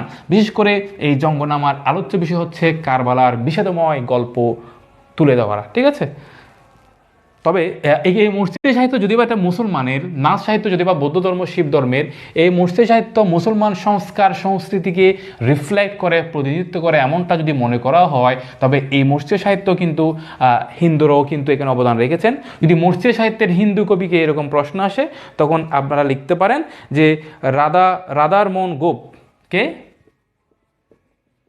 রাধারমোহন গোপ, ওনার আলোচিত লেখা আছে রাধারমোহন গোপ। খেয়াল করবেন রাধারমোহন গোপ, ওরা নো প্রবলেম, দে আর মুসলিম, নো প্রবলেম। মর্সিয়া সাহিত্য ইসলামের সংস্কারের সাথে রিলেটেড, মনে রাখার উদ্দেশ্য বলা, আর অন্য কিছু না, অন্যভাবে নেবেন না এগুলা।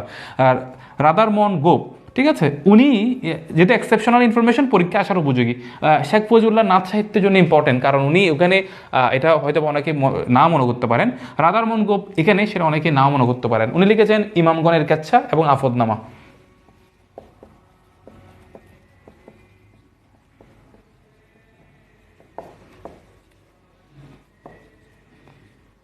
এতটুকু ইম্পর্টেন্ট। তাহলে এখানে আমরা মর্সিয়া সাহিত্য তিনটা দেখলাম, শেখ ফজলুল্লাহ, দৌলত উজির বাহারাম খান, রাধারমোহন গোপ হিন্দু ব্যক্তিত্ব ছিলেন। তিনজনের নাম পড়লাম, তিনজনের মর্সিয়া সাহিত্যের কবি। তবে আদি কবি অথবা প্রথম কবি হচ্ছে শেখ ফজলুল্লাহ, ওনার লেখা হচ্ছে জয়নবের জ্যোতিষা, এবং দৌলত উজির বাহারাম খান হচ্ছে উল্লেখযোগ্য একজন কবি, ওনার লেখা হচ্ছে জঙ্গনামা, যেটার আলোচ্য বিষয় হচ্ছে কারবালার বিষাদময় বিষয়বস্তু গল্প তুলে ধরা, এবং রাধারমোহন গোপ এর লেখা হচ্ছে ইমামগণের কেচ্ছা এবং আফদনামা। ওকে, দ্যাটস অল অ্যাবাউট মর্সিয়া সাহিত্য।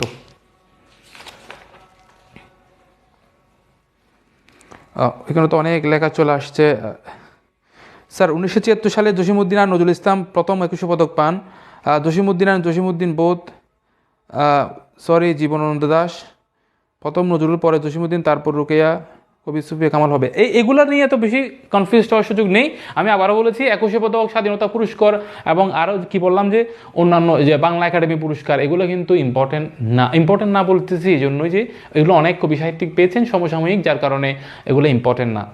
আলাদা কোনো হলে, তখন ডিফারেন্ট কোনো নেমে হলে সেটা ইম্পর্টেন্ট। ঠিক আছে, ওইভাবে দেখার চেষ্টা করবেন। আর যদি এভাবে মনে রাখতে পারেন, মনে রাখলে ভালো, কখন কোন প্রশ্নটা চলে আসে বলা যায় না। তো আমাদের দরকার হবে প্রথমেই যত বেশি কোর ইনফরমেশন পরীক্ষার আসার উপযোগীগুলি নেওয়া, এরপর যদি এগুলো আমরা নিয়ে হজম করতে পারি, নিয়ে মাথায় রাখতে পারি, আপনার ক্যাপাসিটি, আপনার ক্যালিবার আপনি ডিসাইড করবেন।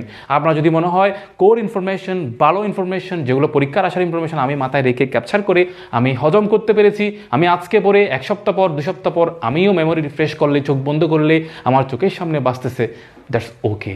তখন বলবো আপনি আরও ইনফরমেশন নেন, নো প্রবলেম। বাট আমি কখনো কোনো ছোটো ভাই বলেন, কোনো স্টুডেন্ট বলেন, কাউকে কখনো প্রেসক্রাইব করি না একসাথে সব নিয়ে মাথায় জগা খিচুড়ি পাকিয়ে ফেলা। যতটুকু পারবেন ততটুকু নিয়ে মাথায় রাখার চেষ্টা করবেন। আলটিমেটলি মাথায় না থাকলে সেগুলো ফ্রুটলেস। ঠিক আছে, কোনো ইনএফেক্টিভ যদি বলি, কোনো কার্যকারিতা নেই। তো এভাবে ইনফরমেশনগুলো নেবেন যাতে আমার মাথায় থাকে। ওকে, এরপর আমরা একটু করে দেখব লোকসাহিত্য। এটা শেষ করে আমরা গ্রামার একটু আলোচনা করব, তারপর আজকের ক্লাস শেষ করব ইনশাল্লাহ।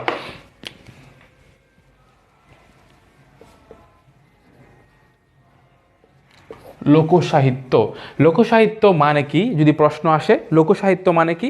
সাধারণ মানুষের মুখে মুখে প্রচলিত কিন্তু অলিখিত সাহিত্য, যা গাথা কাহিনী।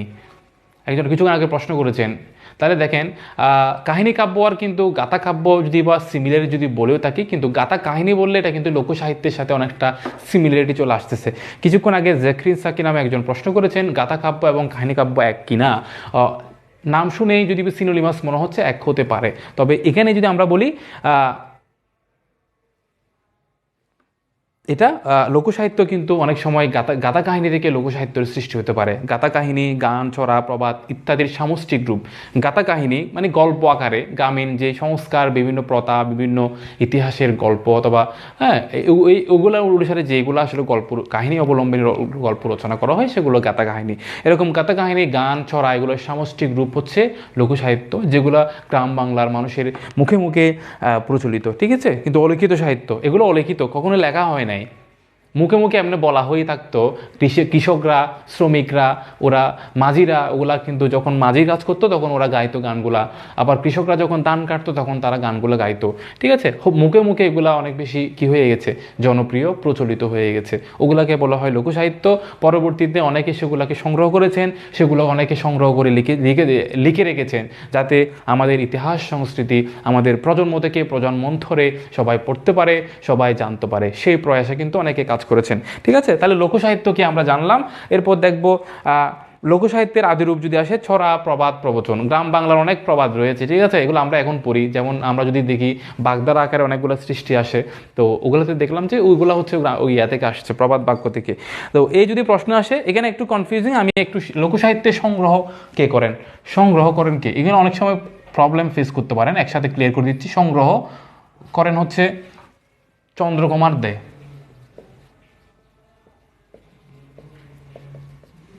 তারপর যদি দেখি সম্পাদনা করেন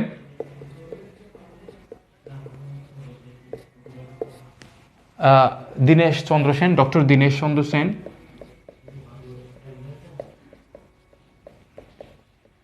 আবার যদি দেখি কার পৃষ্ঠপোষকতায় পৃষ্ঠপোষকতা করেন কে,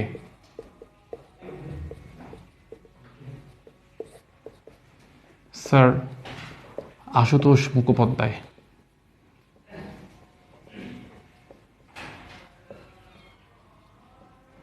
ঠিক আছে, তাহলে লোকসাহিত্যের সংগ্রহ করেন চন্দ্রকুমার দে, কালেক্ট করেন বিভিন্ন জায়গায় গিয়ে, বাট এগুলা সম্পাদনা করেন, ওগুলো প্রকাশ করেন হচ্ছে ডক্টর দীনেশ চন্দ্র সেন।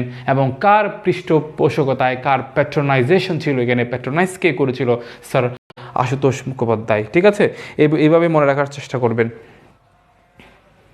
পরীক্ষায় প্রশ্ন আসতে পারে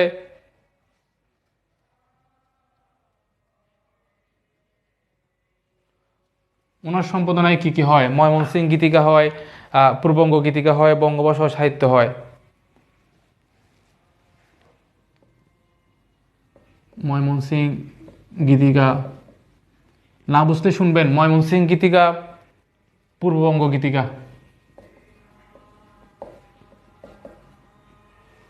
বোঝাচ্ছে না মনে হয়। ময়মনসিংহ গীতিকা, পূর্ববঙ্গ গীতিকা। ওনার একটা লেখা রয়েছে, একটা বই রয়েছে যেটাও ইম্পর্টেন্ট, বঙ্গভাষা ও সাহিত্য, বঙ্গভাষা ও সাহিত্য।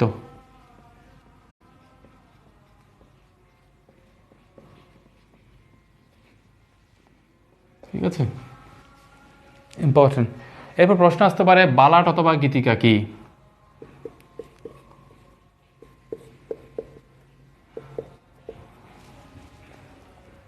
বালাট অর্থ হচ্ছে গীতিকা, এগুলা আখ্যানমূলক লোকগীতি।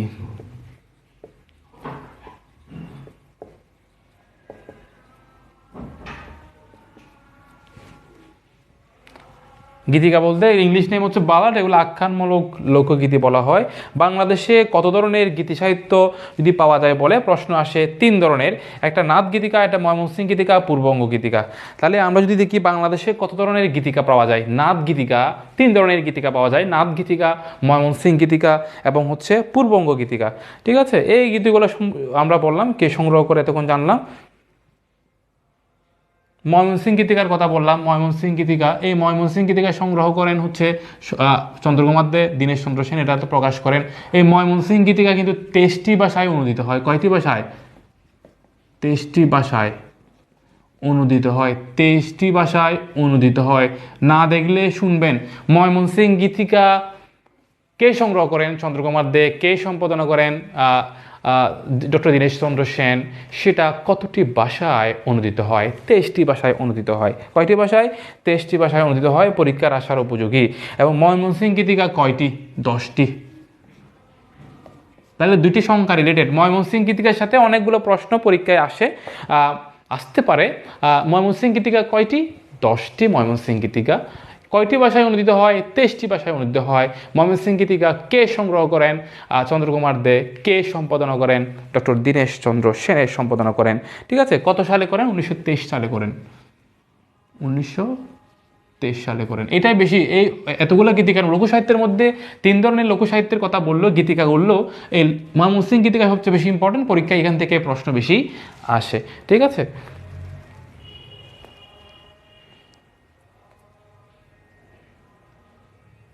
পরীক্ষায় প্রশ্ন আসতে পারে লোককাহিনী কাকে বলে? গদ্যের মাধ্যমে কাহিনী বর্ণিত হলে তাকে লোককাহিনী বলে। গদ্যের মাধ্যমে, গদ্য আকারে, পদ্য আকারে না, কবিতা আকারে না, গদ্য আকারে যদি কোনো কাহিনী কি করা হয়, বর্ণিত হয়, তখন সেটাকে বলা হয় লোককাহিনী।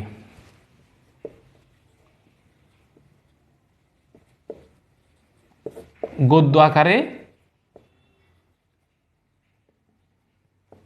কাহিনী যদি কি হয়, বর্ণিত হয়, তখন সেটাকে বলা হয় লোককাহিনী, যেটার ইংলিশ নাম হচ্ছে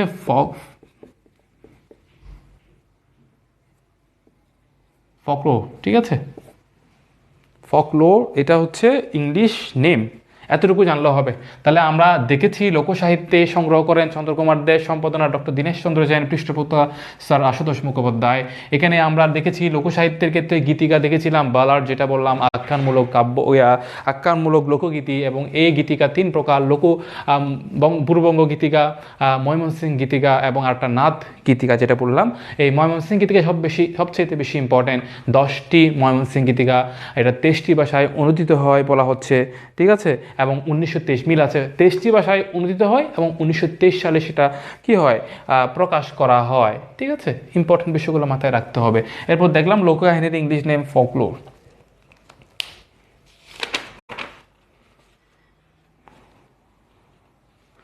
এর বাইরে মধ্যযুগের আরও কিছু আলোচনা আছে, আমরা আগামী ক্লাসে সেটা দেখার চেষ্টা করবো ইনশাল্লাহ। এরপর আমরা দেখব হচ্ছে আজকে বাংলা ব্যাকরণে কিছু বিষয় আলোচনা করার চেষ্টা করা হবে।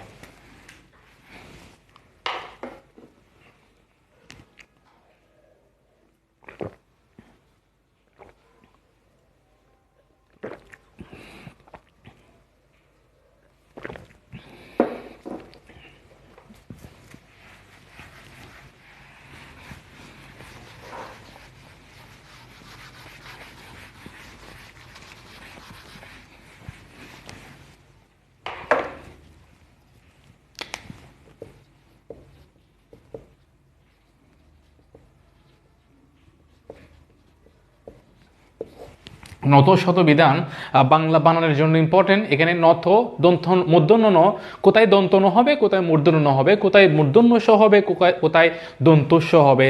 This is very important for spelling, বানানের জন্য ইম্পর্টেন্ট, এবং এই বানানটা আমাদের প্রিলির জন্য ইম্পর্টেন্ট, এবং আমাদের যখন বাক্যশুদ্ধি আসবে সেখানেও কিন্তু ইম্পর্ট্যান্ট। শুধুমাত্র এগুলোকে কেন্দ্র করে যে বাক্যশুদ্ধি তা না, বাট বাক্যশুদ্ধির অনেকগুলা আমাদের প্রবলেমের মধ্যে কিন্তু দন্তন, মূর্ধন্য ন, দন্তস্ব, মূর্ধন্য স রিলেটেডও হয়। সেক্ষেত্রে এটা জানার জন্য নথবিধান এবং শতবিধান ইম্পর্টেন্ট। আমরা দেখব মূর্ধন্য ন, এই নতবিধান ব্যবহারের কিছু রুলস, কোথায় মূর্ধন্য ন হয়। আমরা যদি দেখি ট বর্গীয় ধ্বনি, ট বর্গীয় ধ্বনি, আমরা গত ক্লাসে পড়েছিলাম ট বর্গীয় ধ্বনি কোনগুলা, ট, ঠ, ঢ, ঢ, মূর্ধন্য ন। ট বর্গীয় ধ্বনির পর কি হয়? মূর্ধন্য ন হয়। ট বর্গীয় ধ্বনির পর মূর্ধন্য ন হয়, দন্ত ন হবে না কখনো। তবে মনে রাখতে হবে এই দন্ত ন হবে নাকি মূর্ধন্য ন হবে, এই মূর্ধন্য নর ব্যবহারটা কিন্তু বাংলা ভাষার শব্দে না, বাংলা ভাষার, বাংলা শব্দ না, দেশি শব্দে না, বাংলা অথবা দেশি শব্দে না, তদ্ভব শব্দে না, বিদেশি শব্দে কিন্তু মূর্ধন্য নের কোনো ব্যবহার নেই। মূর্ধন্য নের ব্যবহার হচ্ছে তৎসম এবং অর্ধ তৎসম শব্দে। এখানে যেগুলো আমরা বাংলাদেশের স্বদেশীয় ভাষা থেকে, স্বদেশীয় সংস্কার থেকে, স্বদেশীয় প্রথা থেকে যেগুলা সৃষ্টি, যে ভাষাগুলোর সৃষ্টি, যে শব্দের সৃষ্টি, ওখানে কিন্তু মূর্ধন্য নয়ের কোনো ব্যবহার নেই। মূর্ধন্য নের ব্যবহার বেসিক্যালি কোথায়? মূর্ধন্য এবং মূর্ধন্যস্বর ব্যবহার তৎসম শব্দে সবচাইতে এটার ব্যবহার লক্ষণীয়। ঠিক তেমনটা যদি দেখি ট বর্গীয় ধ্বনির পর কি হয়? মূর্ধন্য ন হয়। এক্সাম্পল হিসেবে যদি আমরা বলি গণ্ঠা, ঠিক আছে,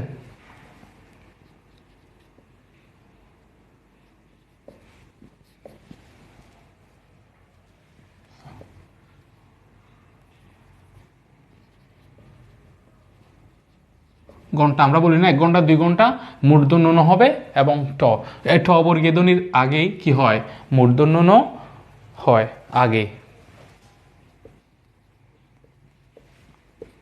সেকেন্ডলি যদি বলি আমরা এখানে রি র স এর পর মূর্ধন্য ণ হয়, কি হয়,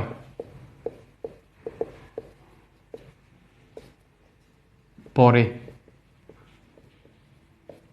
মূর্ধন্য ণ হয়। যেমন যদি এক্সাম্পল দিই আমরা,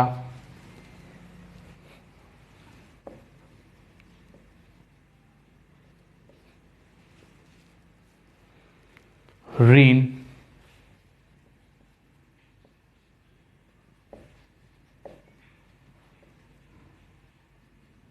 বর্ণনা,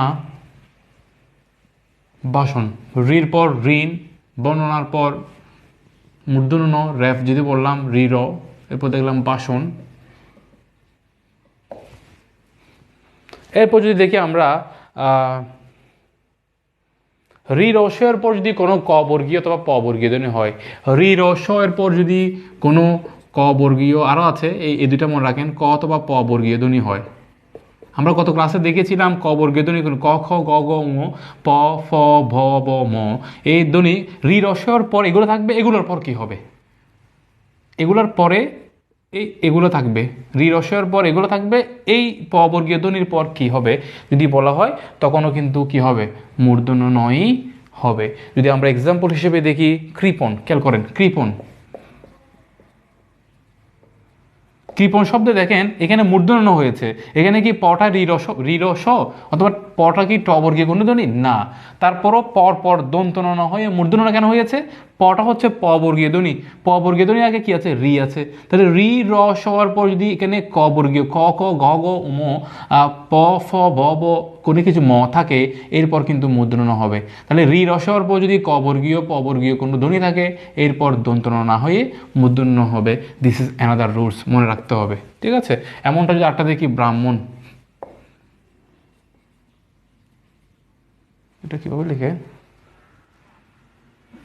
যেভাবে মনে হয়, হ্যাঁ ব্রাহ্মণ, এইটা যদি বাঙ্গি আমরা হ প্লাস ম, রি র পর দেখেন হ আছে ম আছে, এটা ম আছে, রি র পর কি আছে, এখানে কিন্তু আরো ক বর্গীয় প বর্গীয় আরো কিছু শব্দ আছে, যেমন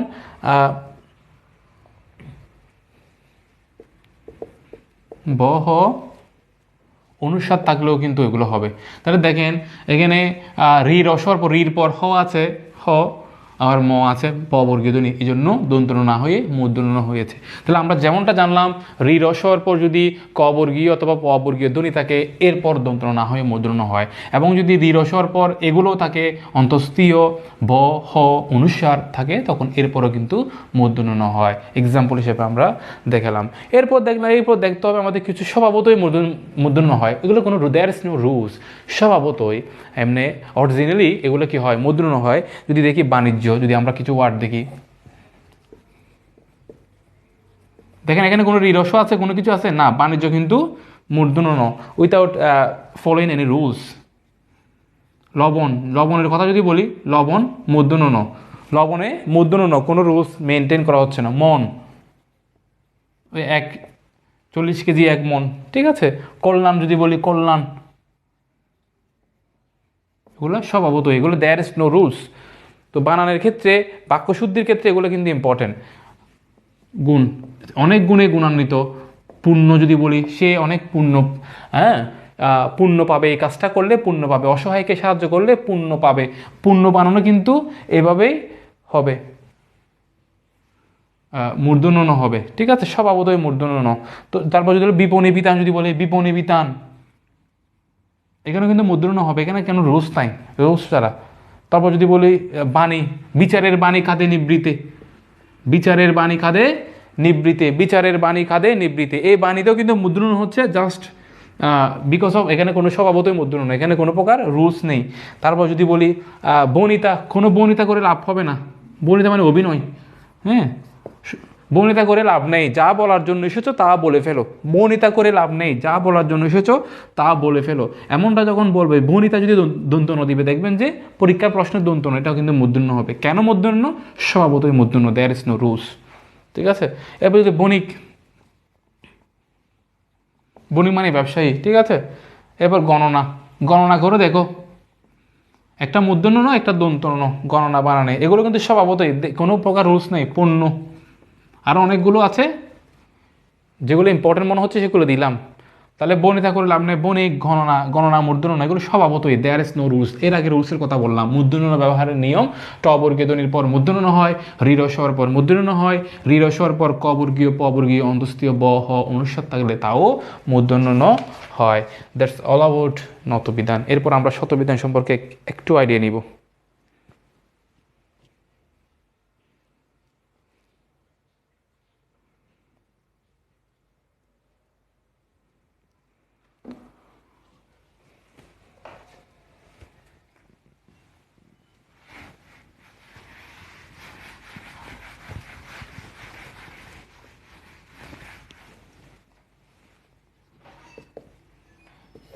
শতবিধান সম্পর্কে যদি আমরা আলোচনা করতে চাই, এখানে একটা বিষয় আমাদের প্রাইমারি আমরা যদি বলি, মূর্ধন্য হবে না দন্ত হবে, this is very important discussion.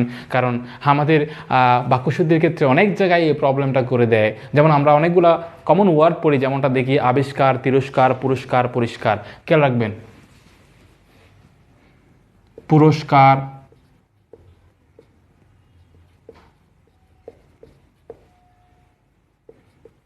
তিরস্কার, আবিষ্কার, ঠিক আছে, পরিষ্কার,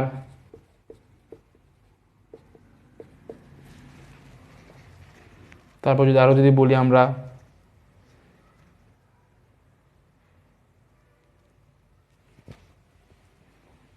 প্রতিষেধক,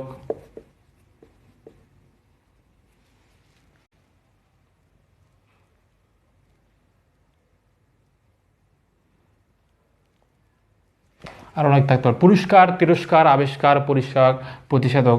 তো এই জাতীয় ওয়ার্ডগুলো দেখেন অনেকটা সিমিলার। এখানে পরীক্ষায় কি মূর্ধন্যস্ব দিবেন নাকি দন্তস্ব দিবেন? পরিষ্কার, আবিষ্কার, তিরস্কার, পুরস্কার, ধনুষ্টঙ্কার, অনেক ধরনের প্রশ্ন থাকতে পারে, ধনুষ্টঙ্কার হতে পারে। এই ধনুষ্টঙ্কারে কি দন্তস্ব দিবেন নাকি মূর্ধন্য দিবেন? প্রবলেম অ্যারাইজ হতে পারে। তো প্রবলেম অ্যারাইজ হওয়ার সলিউশন হচ্ছে, যদি পুরো তীর এই মাঝখানে যেই জায়গায় আপনি ভাঙতেছেন, অথবা দন্তস্ব মূর্ধন্যস্ব যেখানে হবে এর আগ পর্যন্ত যদি অ আ সাউন্ড থাকে, কি থাকে, অ বা আ সাউন্ড থাকে, কি থাকে, অ বা পুর অ তীর, ঠিক আছে। তো এখানে অ সাউন্ড অথবা অন্য জায়গায় যে আ সাউন্ড আসে, তখন কি হবে, দন্তস্ব হবে। কি হবে, দন্তস্ব হবে। এইগুলোতে দেখেন আবিষ্কার যদি ই কারান্ত অথবা উ কারান্ত বলা হচ্ছে, উ থাকে, তখন কিন্তু মূর্ধন্য হবে। ওকে, তখন কিন্তু মূর্ধন্য। আবিষ্কার, আবি রস্যই আছে, পরি রস্যই আছে, প্রতি রস্যই আছে। তাহলে এখানে প্রত্যেক ক্ষেত্রে দন্তস্ব হবে না, মূর্ধন্য হবে। এটা সবসময় খেয়াল রাখবেন। স্বর অ, স্বর আ সাউন্ড দিলে যেখানে দন্তস্ব হবে না মূর্ধন্য হবে সে প্রশ্ন আসবে। এর আগে যদি স্বর অ এবং স্বর আ সাউন্ড দেয়, তখন সেটা মূর্ধন্য না হয়ে দন্তস্ব হবে। স্বর মূর্ধন্য হবে না দন্তস্ব হবে, সেই প্রশ্নের আগে যদি রস্যই এবং রস ও যদি সাউন্ড দেয়, সেক্ষেত্রে দন্তস্ব না হয়ে মূর্ধন্য হবে। ঠিক সেম রুলসে বলা হচ্ছে এগুলাতে, যেমন ধনুষ্টঙ্কার বললো, ধনুষ্টঙ্কার, ধনুষ্টঙ্কার এখানে মূর্ধন্য হবে, ধনুষ্টঙ্কার এখানে মূর্ধন্য কেন হবে? কারণ দনু উ আছে না, এই জন্য ধনুষ্টঙ্কার ও মূর্ধন্য হবে। এই বিষয়টা মাথায় রাখতে হবে, এই বিষয়টা অবশ্যই মাথায় রাখতে হবে। This is very important.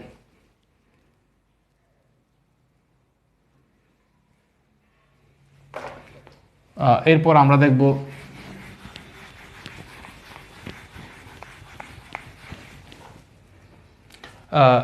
রিকারের পর মূর্ধন্য হয়,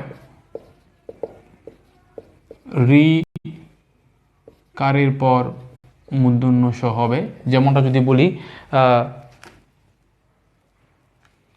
কৃষক,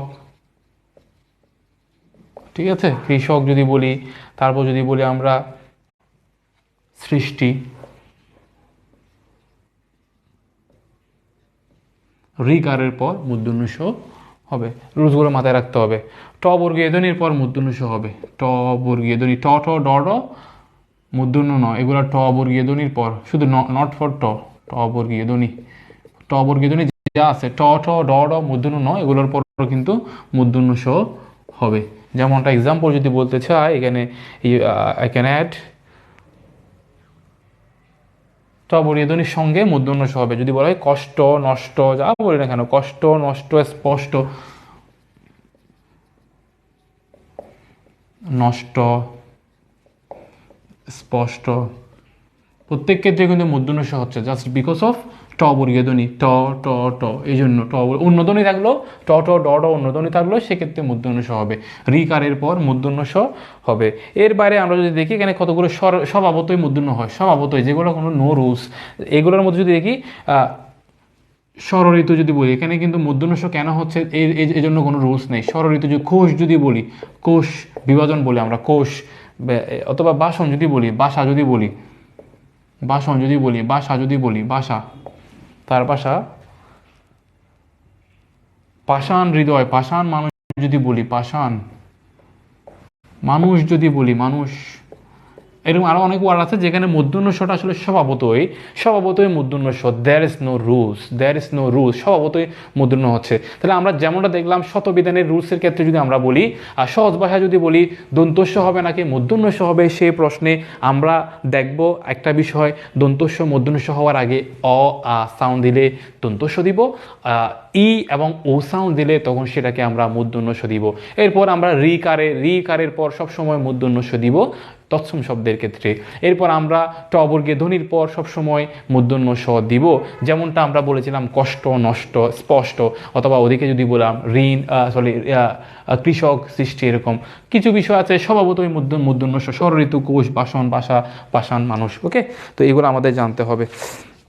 এরপর আমরা সন্ধি সম্পর্কে একটু দেখার চেষ্টা করব। সন্ধি একটু দেখে নিতে হবে আপনাদের, সন্ধির অনেকগুলো রুলস অনুসারে পড়তে পারেন, অথবা কমন কিছু বিষয় আপনারা দেখতে পারবেন, তবে রুলস অনুসারে পড়লে ভালো। আমি অনেকগুলো সব রুলস পরীক্ষার জন্য তো আসতেও পারে না আসতে পারে, সেজন্য সব বিষয় আসলে জানা জরুরিও না। তবে বাংলা শব্দের সন্ধি যদি বলি দুই প্রকার, একটা স্বরসন্ধি, ব্যঞ্জন সন্ধি। এখান থেকে পরীক্ষা তেমন আসে না, যেখান থেকে আসে সেটা হচ্ছে তৎসম শব্দের সন্ধি। এটা আবার তিন প্রকার, স্বরসন্ধি, ব্যঞ্জন সন্ধি এবং বিসর্গ সন্ধি। এখানে কিছু বিষয় ইম্পর্টেন্ট আছে, সেগুলো আমি শেয়ার করার চেষ্টা করব। অ প্লাস ই আ প্লাস ই হলে অথবা অন্য কিছু হলে সেক্ষেত্রে কিন্তু সাউন্ড আসবে কি, এই সাউন্ড আসবে। আরও আছে, এগুলো দেখে নিতে পারেন। যেমন যদি বলি শুভ যোগ ইচ্ছা, শুভ যোগ ইচ্ছা, শুভেচ্ছা, অ ই সাউন্ড মিলে এই সাউন্ড হচ্ছে, খেয়াল করেন, শুভেচ্ছা এই আসছে না এখানে, শুভেচ্ছা অ যোগ ই। তো অ যোগ ই হোক, আ যোগ ই হোক, অ যোগ দীর্ঘ ই হোক, আবার উল্টো হতে পারে, অ যোগ দীর্ঘ ই, আ যোগ দীর্ঘ ই, এগুলো যেভাবে হোক না কেন প্রত্যেক ক্ষেত্রে এ সাউন্ড আসবে। তাহলে অ সাথে ই হোক, আর সাথে ই হোক, অ সাথে দীর্ঘ ই হোক, প্রত্যেক ক্ষেত্রে আসবে হচ্ছে এই সাউন্ডটা আসবে। ঠিক আছে, তো এরপর যদি আমরা দেখি অ সাথে যদি রি হয়, অ প্লাস, এখানে আরও এক্সাম্পল আছে, অথবা আর সাথে যদি রি হয়, এটা ইম্পর্টেন্ট বেশি, এটা কিন্তু কি সাউন্ড দিবে, আর সাউন্ড দিবে আর। যেমন যদি দেখি শীত, শীত যোগ ঋত, তার মানে শীতার্থ, আর সাউন্ড দিচ্ছে। দেখেন কোথায় শীত যোগ ঋত আর কোথায় শীতার্থ। শীতে এখানে অ আছে, এখানে রি আছে, অ প্লাস রি হলে আর সাউন্ড, শীত যোগ ঋত শীতার্থ। যদি বলা হয় কুদা যোগ ঋত কুদার্থ, তৃষ্ণা যোগ ঋত কুদা যোগ ঋত কুদা যোগ ঋত ক্ষুধার্ত, তারপর যদি তৃষ্ণা যোগ ঋত তৃষ্ণার্ত, এগুলো একটু দেখতে হবে। এরপর যদি বলা হয় অ যোগ এ হলে সেক্ষেত্রেও কিন্তু কি হয়,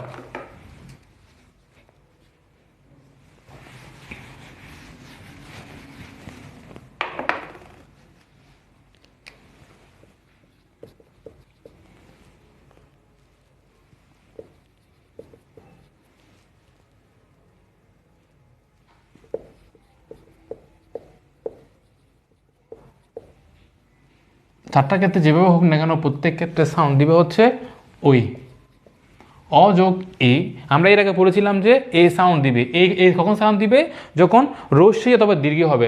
স্বর অ এবং স্বর আর সাথে, স্বর অ এবং স্বর আর সাথে যখন রস্যই অথবা দীর্ঘই সাউন্ড দিবে, রস্যই স্বর অ এবং স্বর আর সাথে, স্বর অ এবং স্বর আর সাথে রস্যই এবং দীর্ঘই সাউন্ড দিলে সেটা এ হয়।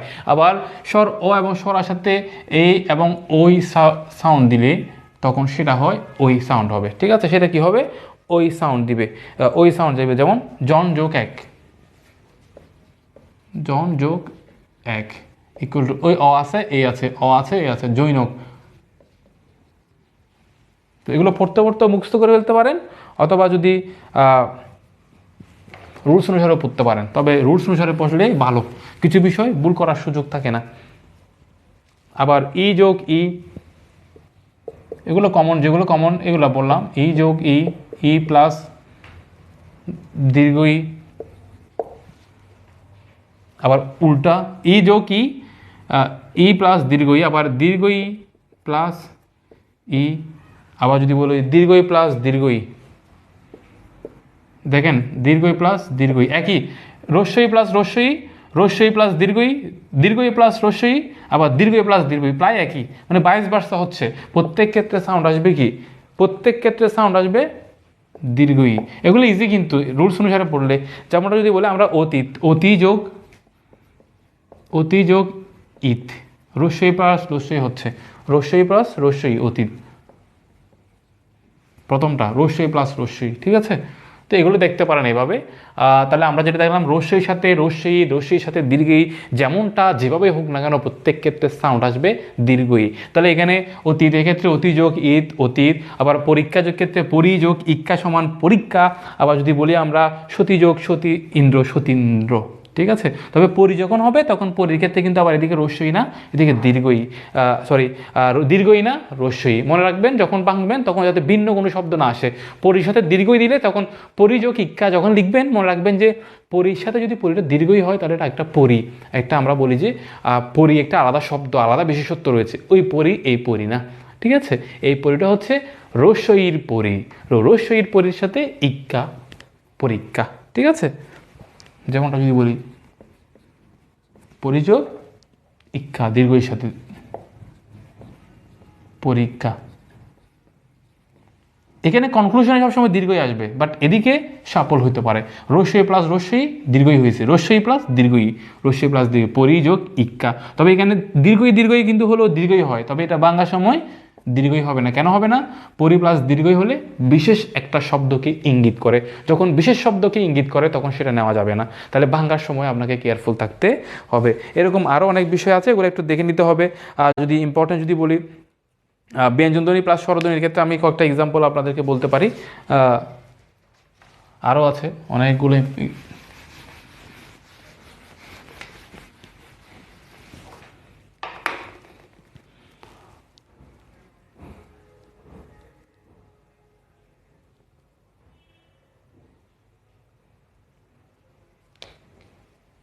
দেখেন বর্গের প্রথম যেগুলো আছে, বর্গের, এটা ইম্পর্টেন্ট কিন্তু, বর্গের প্রথম শব্দ যেগুলো আছে, বর্গের প্রথম শব্দ আমরা কি কি পড়েছিলাম, ক ক গ গ মু, ছ ছ জ জ বর্গে, বর্গে জ ইয়, তারপর পড়েছিলাম ট ট ঠ ড ড মূর্ধন্য ন, আবার পড়েছিলাম ত। ঠিক আছে, ত থ দ দ মূর্ধন্য ন, এবার পড়েছিলাম প প ফ ব ব ম। তাহলে বর্গের প্রথম শব্দে যখন ইয়া হয় তখন এগুলোর সাথে যখন অ হয়, বর্গের প্রথম শব্দের সাথে যদি অ হয় তখন সেটা বর্গের তৃতীয় শব্দ হয়ে যায়। কি হয়ে যায়, বর্গের তৃতীয় শব্দ। খেয়াল রাখবেন, বর্গের প্রথম শব্দের সাথে অ হলে সেটা বর্গের তৃতীয় শব্দ হয়ে যাবে। এই ক বর্গের তৃতীয় শব্দ কি, গ। চ বর্গের তৃতীয় শব্দ কি, চ ছ জ। ট বর্গের ট ট ড। ঠিক আছে না, তারপর হচ্ছে ত থ দ, তারপর এদিকে প ফ ব। দুটো এক্সাম্পল যদি বলি, দেখেন দিক যোগ অন্ত, দিক ক সাউন্ড না, ও আছে, তাহলে দিগন্ত হয়ে যাচ্ছে। কেন হয়ে যাচ্ছে, দিক যোগ অন্ত, এটা কিন্তু দিক যোগ অন্ত না, এটা কিন্তু রুলস আছে, দিক খ যোগ অন্ত দিগন্ত। কটা হচ্ছে ক, বর্গের প্রথম শব্দ যদি ইয়া হয় অর সাথে হয় তৃতীয় শব্দ হয়ে যায়, তাহলে এটা গ হয়ে যাচ্ছে। তাহলে এই রুলসগুলো একটু দেখতে হবে। এগুলো রুলস অনুসারে পড়লে মুখস্থ থাকবে বেশি, না হয় মুখস্থ থাকবে না, ভুল করার সম্ভাবনা বেশি। দিক যোগ অন্ত, দিগন্ত ক বর্গীয়। আবার এখানে যদি বলা হয় শুভ যোগ অন্ত, শুভ যোগ অন্ত, ঠিক আছে, তাহলে কি হবে, শুভন্ত হবে, কি হবে, শুভন্ত হবে। ওকে, এই বিষয়গুলো আপনাদেরকে একটু দেখতে হবে। আরও ইম্পর্টেন্ট যদি বলা হয় অনুস্বার থাকলে, মাঝখানে অনুস্বার থাকলে তখন সেটা কি হয়, ম হয়, সম হয়। যেমন সংবাদের ক্ষেত্রে সংযোগ বাদ, সংযোগ বাদ, তাহলে এটা কি হবে, মূর্ধন্য হয়ে যাবে, যেমন সংবাদ। এরকম কিছু রুলস আছে, এগুলো একটু দেখতে হবে। আবার আছে এদিকে মূর্ধন্য ষর সাথে ত হলে সেটা ট, আবার মূর্ধন্য ষর সাথে ত হলে এটা ট। যেমনটা যদি বলি বৃষ্টি, যদি বলি বৃষ যোগ ত্রি, বৃষ যোগ তি, তাহলে কি হয়ে যাবে, বৃষ্টি, বৃষ্টি হয়ে যাচ্ছে না, বৃষ যোগ তি। মূর্ধন্য ষর সাথে ত হলে ট হয়, প্রথম টটা হয়। মূর্ধন্য ষর সাথে ত হলে কি হয়, প্রথম টটা হয়, বৃষ্টি ট। আবার মূর্ধন্য ষর সাথে ত হলে তখন ঠ হয়ে যায়। যেমনটা যদি বলি আমরা ষষ্ঠ, ষষ্ঠ যোগ ত, ষষ্ঠ যোগ থ, তাহলে এটাও কি হবে, ষষ্ঠ। ষষ্ঠতে কিন্তু ঠ হবে, ট না, ঠ হবে সেকেন্ডটা। তাহলে যেটা রুলস হচ্ছে মূর্ধন্য ষর সাথে ত হলে প্রথম টটা, আর মূর্ধন্য ষর সাথে থ হলে দ্বিতীয় ঠটা। ইজি বিষয়, এইভাবে পড়লে অনেক হাজার হাজার শব্দ আসতে পারে, আর ভুল হবে না। এগুলো বানানোর জন্য ইম্পর্টেন্ট। নতবিধান, শতবিধান এবং সন্ধি not only for prelim but also for written. রিটেনের ক্ষেত্রে আপনার ইম্পর্টেন্ট হবে, কখন ইম্পর্টেন্ট হবে, আপনার বাক্যশুদ্ধির ক্ষেত্রে, বানানোর ক্ষেত্রে। তাহলে এই বিষয়টা মাথায় রাখতে হবে। আর অনেক বিষয় আছে, একটু নিজের মতো করে দেখে নিতে হবে। কিছু স্বভাবতই মূর্ধন্য হয়, বিশেষ নিমেষ সাধিত সন্ধি হয়, এগুলো একটু দেখতে হবে। ওভারঅল যত বেশি প্র্যাকটিস করবেন, the more you practice the more you learn. Practice বেশি করবেন তত বেশি জানবেন। একবার পরে সব কিছু পারবেন সেটাও বিশ্বাস করা যায় না, যেমন তারপরে 2-3বার পড়লে যে সব পারবেন সেটাও বিশ্বাস করা যাবে না, তবে আগের চাইতে বেশি পারবেন। সেজন্য বলবো যত বেশি ইফোর্ট দিবেন তত বেশি আউটপুট আসবে। যত বেশি ইনপুট তত বেশি আউটপুট। সময় বেশি হাতে নেই, নিজের মতো করে, একান্ত নিজের মতো করে যে বিষয়ে আপনার কমফোর্ট আছে সেগুলো আগে শেষ করে, যেখানে কম পড়ে বেশি নাম্বার আসা যায় সেগুলো বেশি শেষ করে আপনাকে প্রিলিমিনারিটা অবশ্যই সিকিউর করতে হবে। ইউ হ্যাভ টু আমি যদি বলি you have to confirm 50 marks, you have to gain 50 marks for getting ticket for written. ঠিক আছে, 50 মার্কস লাগবে। 50 মার্কসটা আপনাকে অবশ্যই এনশিওর করতে হবে, যেভাবে এনি হাও। আগামী 2 মাস যদি সময় থাকে, আমি যদি বলি 22শে মার্চ রমজান, আগে হতেও পারে বা না হতে পারে, তবে যা সময় আছে এর আগে হবে ধরে নিয়ে প্রিপারেশনটা নিতে থাকেন। ধরে নেন মার্চের ফার্স্ট উইকে পরীক্ষা হচ্ছে, এই মাইন্ডসেট আপ রেখে পড়াশোনা একদম খুব স্পিডিয়েস্ট ওয়েতে পড়াশোনা চালু করে দেন ইনশাআল্লাহ। প্রিলিটা যাতে কোনোভাবে হাতছাড়া না হয়। এরপর আমি একটু করে আপনাকে ভাষা সম্প্রসারণ নিয়ে একটু করে আমি বলবো, এগুলো অবশ্যই পড়তে হবে। তবে অনেকের ধারণার বাইরে গিয়ে যে ভালো করার সুযোগ আছে। অনেকে মনে করে এই বাংলা এবং ইংলিশের ক্ষেত্রে বাংলায় হচ্ছে 40 মার্কস গ্রামার এবং ইংলিশে 30 মার্কস গ্রামার পড়লে হয়ে যাবে, বাকিগুলো হচ্ছে বানিয়ে লিখবো। ঠিক আছে, রিটেনের পার্টটা বানিয়ে লিখবো। তবে এগুলোতে আপনি একটু সিস্টেমেটিক ওয়েতে, আমার সাথে 23+ সংযুক্ত আছেন, এগুলোর সাথে যদি সিস্টেমেটিক ওয়েতে এগুলো এখন থেকে পড়া যায়, আপনার ওইখানেও ভালো করার সুযোগ আছে। যদি আপনি প্রিলি উইথ রিটেন প্রিপারেশনটা নিতে চান, তাহলে আপনাকে যেটা করতে হবে সেটা হচ্ছে ভাব সম্প্রসারণ আপনাকে দিল, স্মরণের আবরণে আবৃত যারা, এরকম একটা আছে। তাহলে এই বিষয়টা আপনি যদি একদম আইডিয়া না রাখেন, বানিয়ে কি লিখবেন বলেন আমাকে?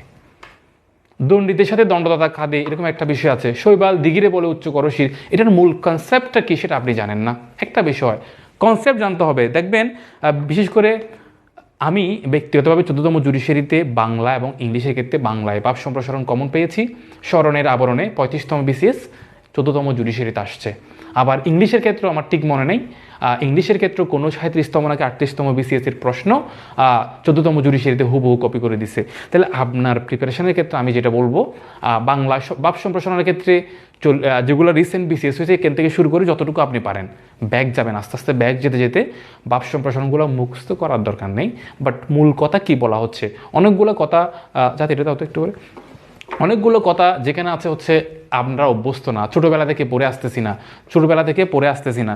এখানে যদি বলি কমল হীরের পাথরটাকে বলে বিদ্যে, আর তা থেকে যে আলো ঠিকরে বেরোয় তার নাম কালচার। তাহলে এগুলো তো আপনি কখনো পড়েন নাই। জ্ঞান যেখানে সীমাবদ্ধ, বুদ্ধি সেখানে আড়ষ্ট, মূর্তি সেখানে অসম্ভব। মূল কথাটা কি বলতে চাচ্ছে সেটা আপনি জানেন না, বানিয়ে বানিয়ে কথা যাবে একদিকে, লিখে দিয়েছেন অন্যদিকে, হবে না একটা বিষয়। তাহলে মূল কনসেপ্ট জানতে হবে। 3 পার্টে নামগুলো লিখবেন না, মূল ভাব, সম্প্রসারিত ভাব, উপসংহার। মূল ভাব যেখানে শেষ হয় ক্রস, মাঝখানে গ্যাপ দিবেন। মূল ভাব লিখবেন না, লেখার প্রয়োজন নাই, তবে এখান থেকে শুরু করে এখানে শেষ হয়েছে, এক লাইনের জায়গা শেষ করে এখানে শেষ শুরু করবেন, সম্প্রসারিত ভাব। ঠিক আছে, মাঝখানে ক্লোজ রাখবেন না, শুরু করবেন, শেষ হয়েছে এখানে শেষ, উপসংহার আর একটু নিচ থেকে লিখবেন। 3টে স্টেপে ভাব সম্প্রসারণ লিখবেন, যেটা আপনাকে দেয়। আমার যদি এখানে বলি পথের প্রান্তে আমার তীর্থ নয়, পথের দুয়ারে আছে মোর দেবালয়, এটা মানে আপনি বুঝেন না। এটা আসছে কততম? 36তম বিসিএসে। পথের প্রান্তে আমার তীর্থ নয়, পথের দুয়ারে আছে মোর দেবালয়। তাহলে এটা মূল বিষয়টা যদি না জানেন, এটাতে বলা হচ্ছে শুধু মসজিদ মন্দির তীর্থস্থান নয়, সৃষ্টিকর্তা সর্বত্রই বিরাজমান। সৃষ্টিকর্তা যে শুধুমাত্র মন্দিরে আছে এবং মসজিদে শুধুমাত্র ওখানেই বসে আছেন তা নয়, উনি সব জায়গায় বিচরণ করেন।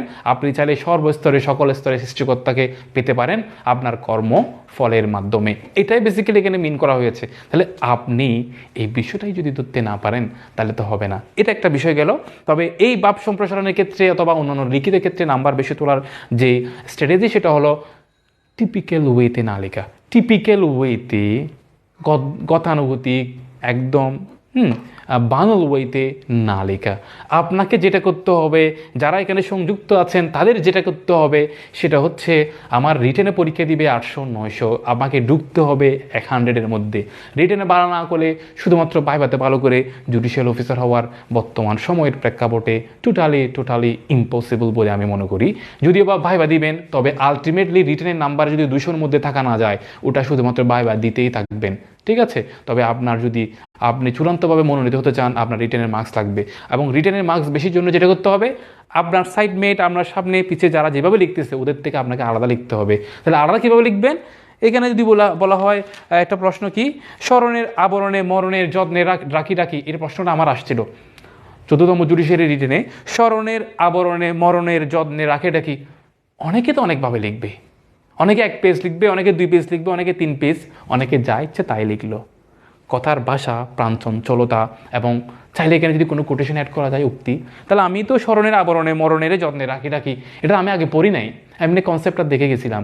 কিন্তু যখন আমি লিখেছিলাম স্মরণের আবরণে মরণের যত্নে রাখি, তখন আমি 3-4টা কোটেশন মোটামুটি প্রাসঙ্গিক মেরে দিয়েছিলাম। 3-4টা কোটেশন পিওরলি কানেক্টেড, রিলেটেড না হলেও আমি লিখে দিয়েছিলাম।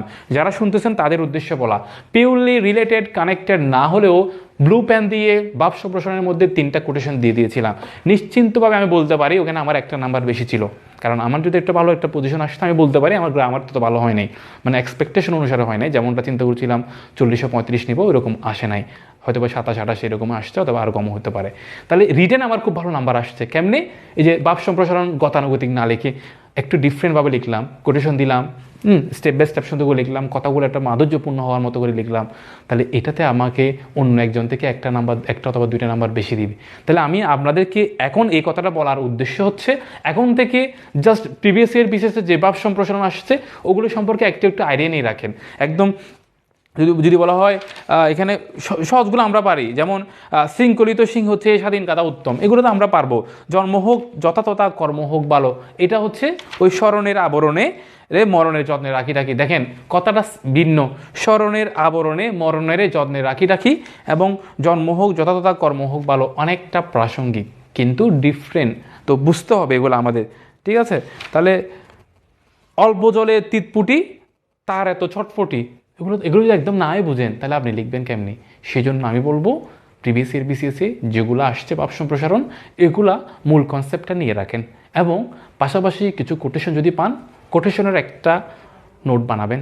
এটা বাংলাদেশ এবং বাংলা পার্টে, বাংলাদেশ আন্তর্জাতিক এবং বাংলা পার্টে যত বেশি কোটেশন দিতে পারেন তত বেশি ভালো, মোটামুটি রেলিভেন্সি রেখে।